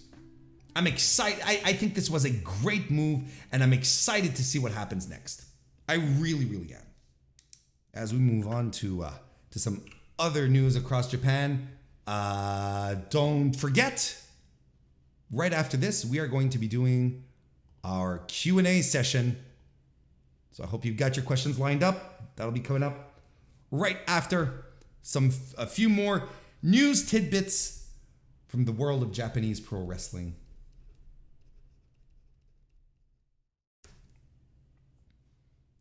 Yeah. Kota Ibushi. Just talked about him. Well, he came to the United States, wrestled in GCW. It was his first match since leaving New Japan last year. But this past Saturday, July 1st, it was revealed that Kota Ibushi is going to wrestle for GLEAT. For GLEAT. Just in a few weeks, in August. I'm going to read the article off of Post Wrestling here. During the GLEAT's second anniversary show at the Tokyo Dome City Hall, a video aired to promote the appearance of Kota Ibushi on August 4th. No opponent has yet been announced. The appearance slated for August 4th at the GLEAT version mega show will take place at Ryogoku. Will mark his first match in Japan since leaving New Japan Pro Wrestling. Well, there you go, right? While New Japan is running the G1 Climax, we've got Kota Ibushi heading over to GLEAT. Oh God, I hope it's a Lindemann that he gets. Current AJPW junior heavyweight champion, right? El Lindemann.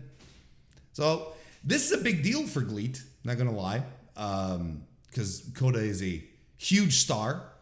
It will be very interesting to see what kind of drawing power he still has in Japan. This is going, because, as mentioned, this is going to be the first Kota Ibushi match that in Japan since leaving New Japan. GLEAT is, doing fine, but, by its standards, not by, it's not a runaway success by any measure. It'll be interesting to see what happens in this advent here, where he's basically coming out to wrestle his first match. They're absolutely banking on him to be a draw. And Kota Ibushi is one of these wrestlers that has a built-in following, very, very rabid fan base. Will they follow him here? So that will also be very interesting to see. I guess that kind of shuts down maybe some ideas that some people maybe had been having in regards to the Elite. And I'm being stupid.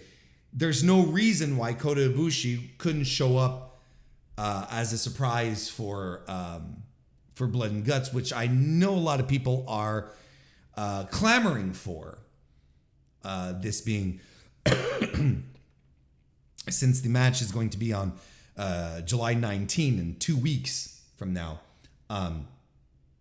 he will, there's plenty of time for him to come over, wrestle a couple of times, and head back.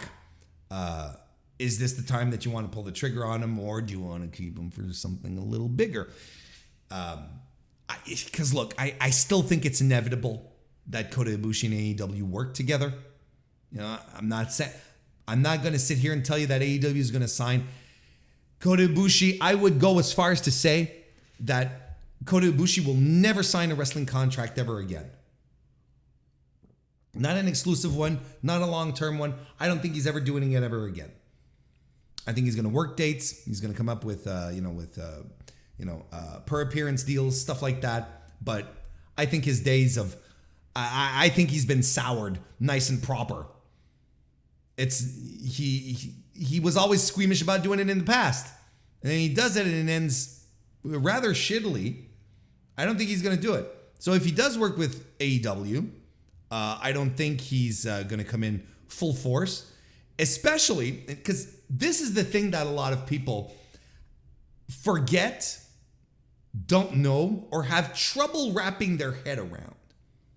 New Japan Pro Wrestling and AEW truly do have a very good working relationship.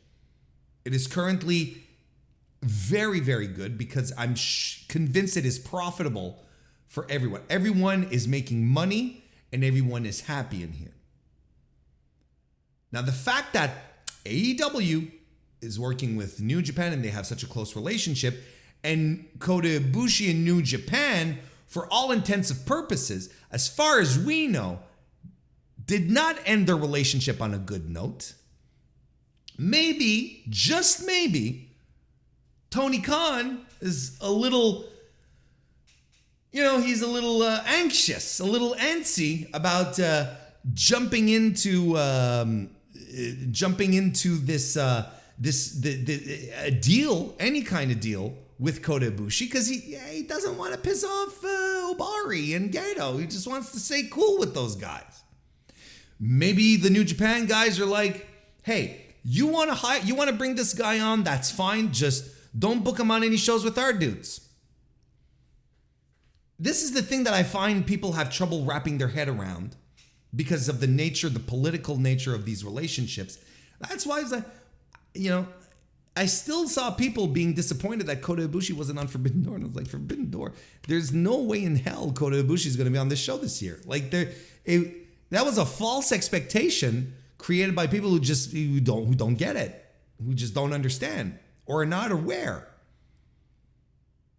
Could be a combination of everything. Could be a few, one or two in that list. But the point here is that Kota could work with AEW, but I think AEW has to jump through a few hoops with their business partners to make sure that everything is everything is smooth.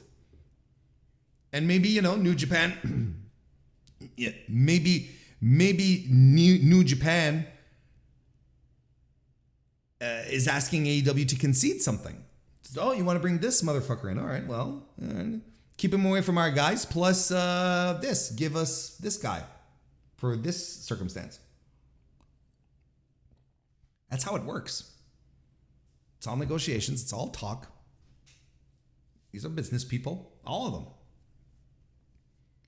But I still remember, despite all the caveats that I just put out here, I still believe that New Japan and I still believe AEW and Kota Ibushi are going to work together at some point. I think it's inevitable. Anyway, in the meantime, GLEAT.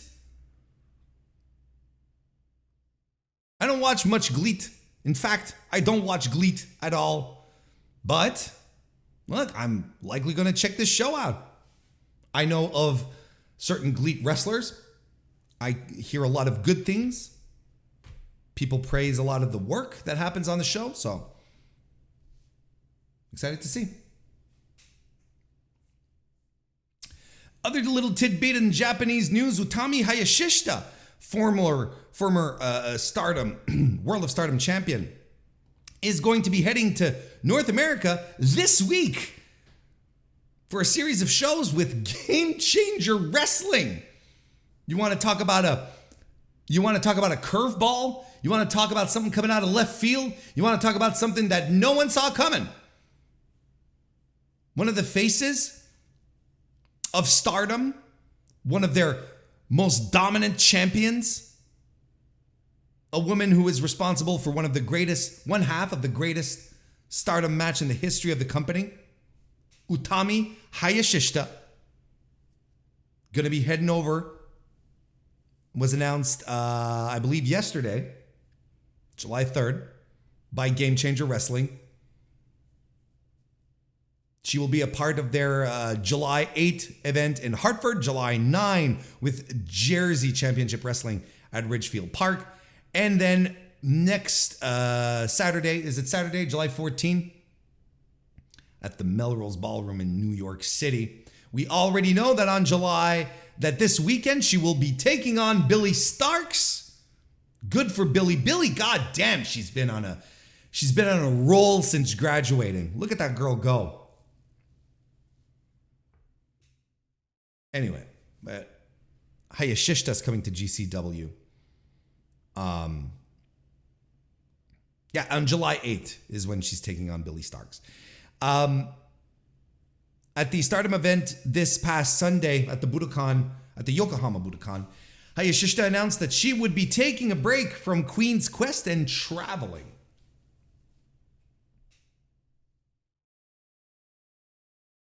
So she's traveling to the United States. She's going to come have a little excursion here.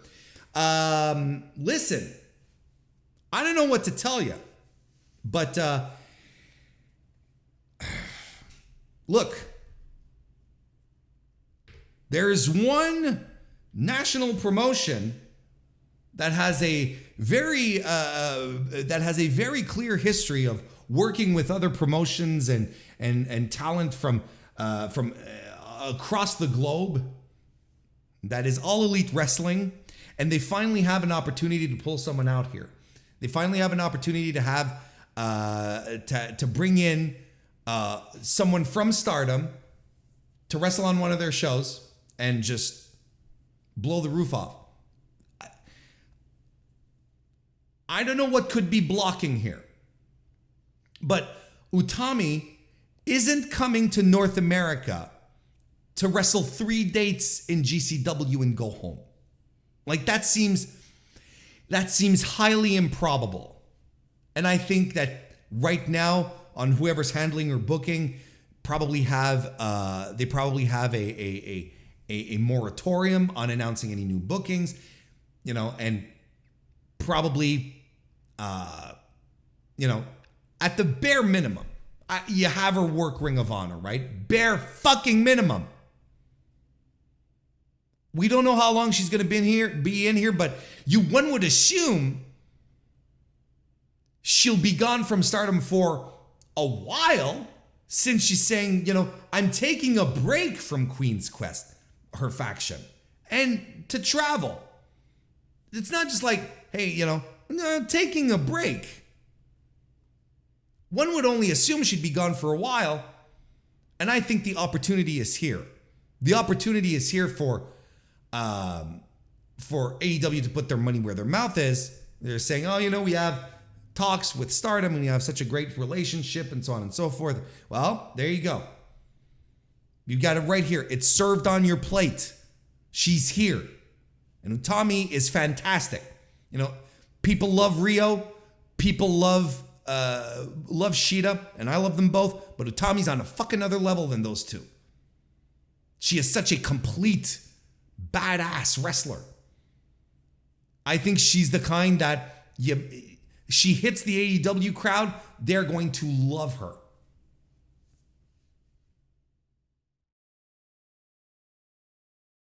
Now I'm excited for this. I'm excited to see what more comes out of this. I'm excited for Billy Starks, but Utami hitting North America. Woo! Utami hitting North America, like I said, it would be highly suspect if she came only to work GCW. I think it's highly suspect. I'm gonna leave it at that. And and I'm not saying this out of I don't have any inside info here. I don't have any expert knowledge. I'm just throwing this out there. But now, just to wrap things up today, I'd like to share with you, because it's July, we have officially passed into the second half of the year. And as we get into the second half of a year and we start pondering, what happened over the past few years, over the past 6 months, and how things went, so on and so forth. And I've been thinking a lot about, already, like, what are my matches of the year so far? Who are my wrestlers of the year? And I like to make the case right now for 5 guys who have, who I feel right now are worthy for Wrestler of the Year contention. Like, if we were to stop right now, it would be one of these five right here, in no particular order. And chat, let me know if you're watching live right now, and if you're listening on demand, leave a comment. You can leave comments on Spotify. You can leave comments on YouTube. Let's chat it up. Who are your Wrestlers of the Year so far in this first half of 2023? Here are mine. I'm going to start with Hiromu Takahashi. I think it's difficult to argue that he hasn't been having a spectacular year so far. Regains the IWGP Junior Heavyweight title at Wrestle Kingdom and defeats every challenger while having great to excellent matches along the way. Like, his output has been phenomenal. The 4-way at Wrestle Kingdom was great. The match with Yo in February was excellent. His match with Lio Rush, and we're talking the one from March, the New Japan Cup Finals, that was a match of the year. His match with Robbie Eagles, match of the year. His match with Sonata was excellent. His match with Mike Bailey was excellent. His match with Titan was excellent. He wrestled in a singles match at the Muto retirement show at the Tokyo Dome. A great one against Amakusa. Excellent match, actually. And then on top of it all, booking his own Junior All-Star shows. Did one in Japan, is going to do one in the United States. Like, his only real blemish, if you want to call it such, is that he lost the Best of Super Juniors. That's really the top blemish of Hiromu Takahashi's year so far. But as of today, he is on day 181 of his reign. And frankly, he is the division. He is the junior division in New Japan. He's been the ace of it since Kushida passed the torch. And maybe not that long ago, even last year, you're like, oh, maybe the guy, does he still have it, so on and so forth. This year has been nothing but stellar. He is absolutely the ace. He's the face of the division. He's the backbone of the division. I don't know what else you want to call it, but he is absolutely the guy for the junior heavyweight division in New Japan. No one lives up to it.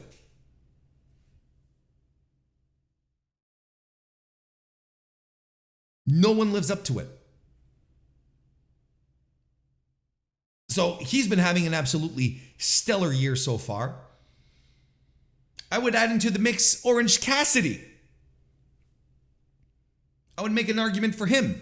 He's held the international championship for over 260 days at this point. Back at when it was, remember when it was called the All Atlantic title? Back in those days. And Cassidy has absolutely turned this title into a workhorse championship, right? Like he has absolutely revitalized it, made it feel significant, makes it feel good. He currently has 35 matches this year, and we are at week 27 in the calendar year.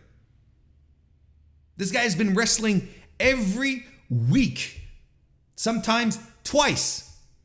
Sometimes being called to do replacements on New Japan shows. He's like, yeah, I'll do it. He has this great story on top of it all where, you know, his health is on the line because he's wrestling every week and his body's breaking down, but he still manages to squeak out wins. He's had excellent matches with Wheeler Yuta, Dan Garcia, Bandito, Swerve. He had that great four-way at Forbidden Door as well. Look, he's dependable. He's over. His matches are highlights of every show he's on. He's breaking down at the same time, breaking down perceptions of himself. All doing this in one of the most significant singles runs in contemporary wrestling. You can't poo-poo how good this run has been. It has been excellent. He may not be like a top guy, he's not put in like top draw situations, but he's been a consistently enjoyable component of AEW programming for a while. He's become a cornerstone of Wednesday nights. And the pay-per-views on top of that. And I think it all started last year when he had that great match with Will Ospreay where a lot of people opened up at the idea that, oh, this guy's more than just a meme. This guy can actually wrestle. And he's been proving it. And he's been compelling. It's been good. It's been consistent.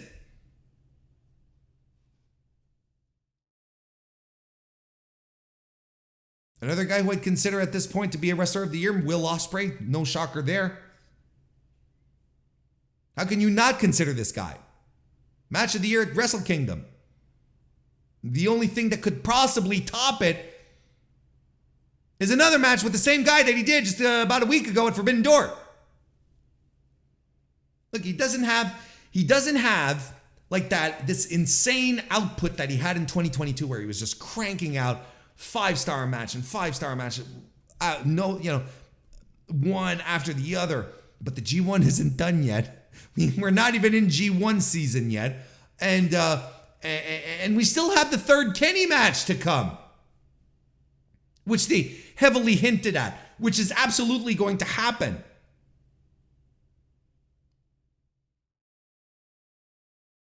Ospreay's star is still rising.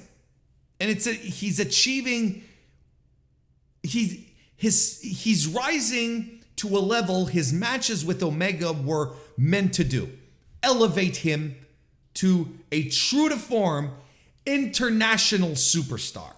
He's an attraction and an impeccable wrestler on top of that.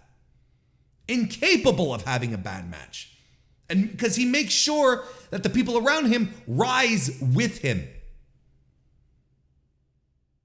He got a 4-star match out of an ailing Hiroshi Tanahashi just earlier this year. You know, we got to, like I keep saying to everyone, we got to come to grips that Tanahashi's health, his body it's broken down. We're, this is it. We've plateaued, but yet gets in the ring with Will Ospreay and delivers magic. So again, might not be the home run that it was for a lot of people in 2022,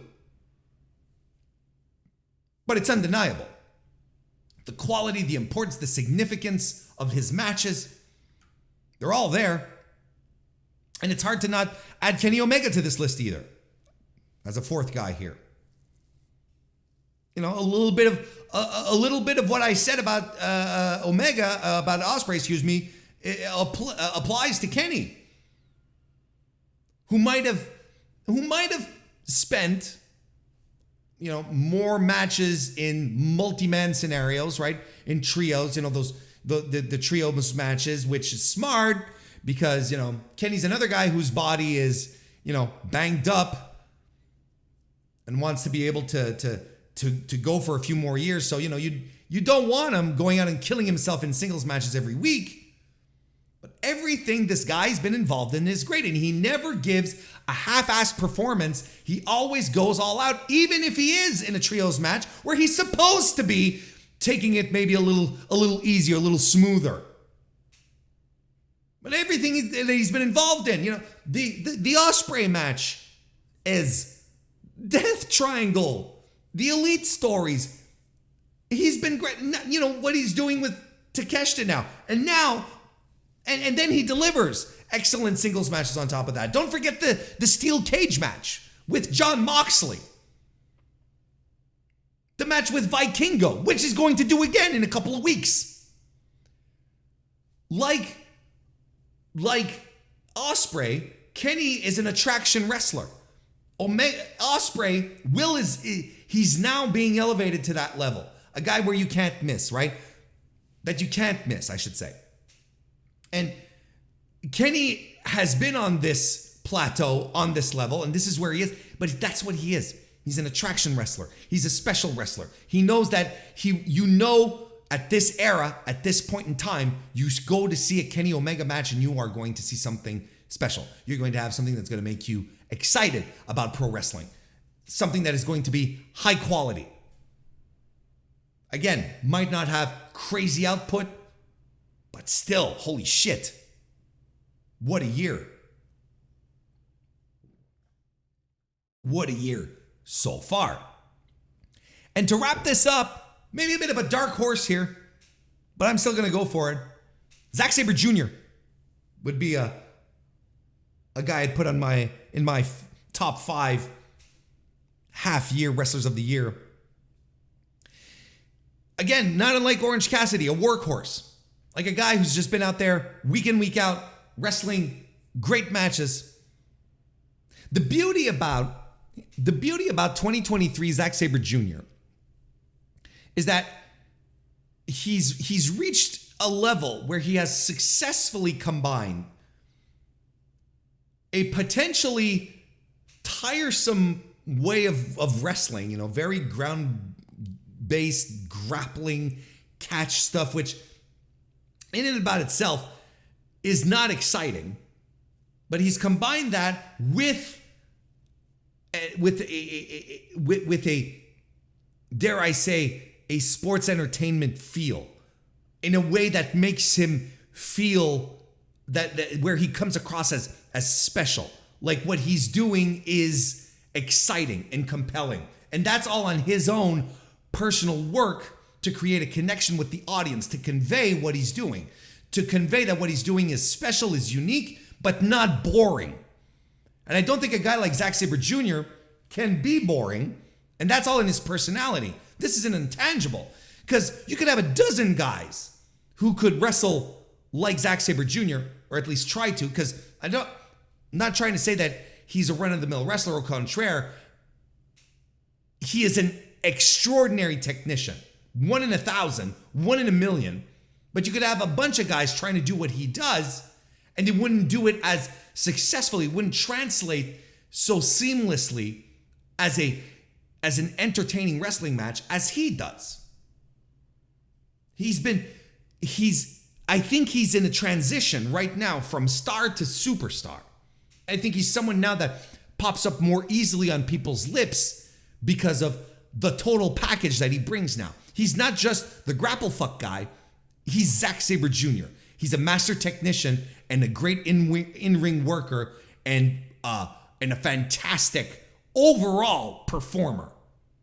And I think that he's working through this as New Japan's first world television champion. And I think at the same time, he's been making this belt meaningful. There's been all the discourse on how it should have been a younger guy, so on and so forth. But 2020, you look back at this and you're like, this has been a stellar run. And I don't think there is anyone who could have made it more compelling, more edifying than him, making the 15-minute match time limit so furious and breakneck without actually breaking people's necks. He's been making this title at the same time. This is a situation where the man is making the title. Whoever has to follow in Zack Sabre Jr.'s footsteps has some big shoes to fill.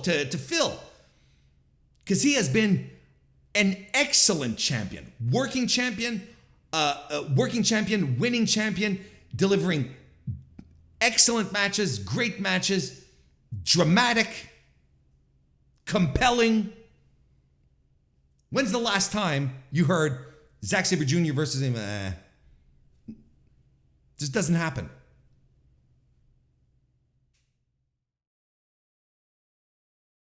And I think his 2023 has been low-key excellent. Sure, he's not selling out any domes, any stadiums, but his output has been remarkable. His evolution has been incredible. This title run is career defining for him. This is going to be one that people are going to look back on more so than the New Japan Cup wins and the great G1s.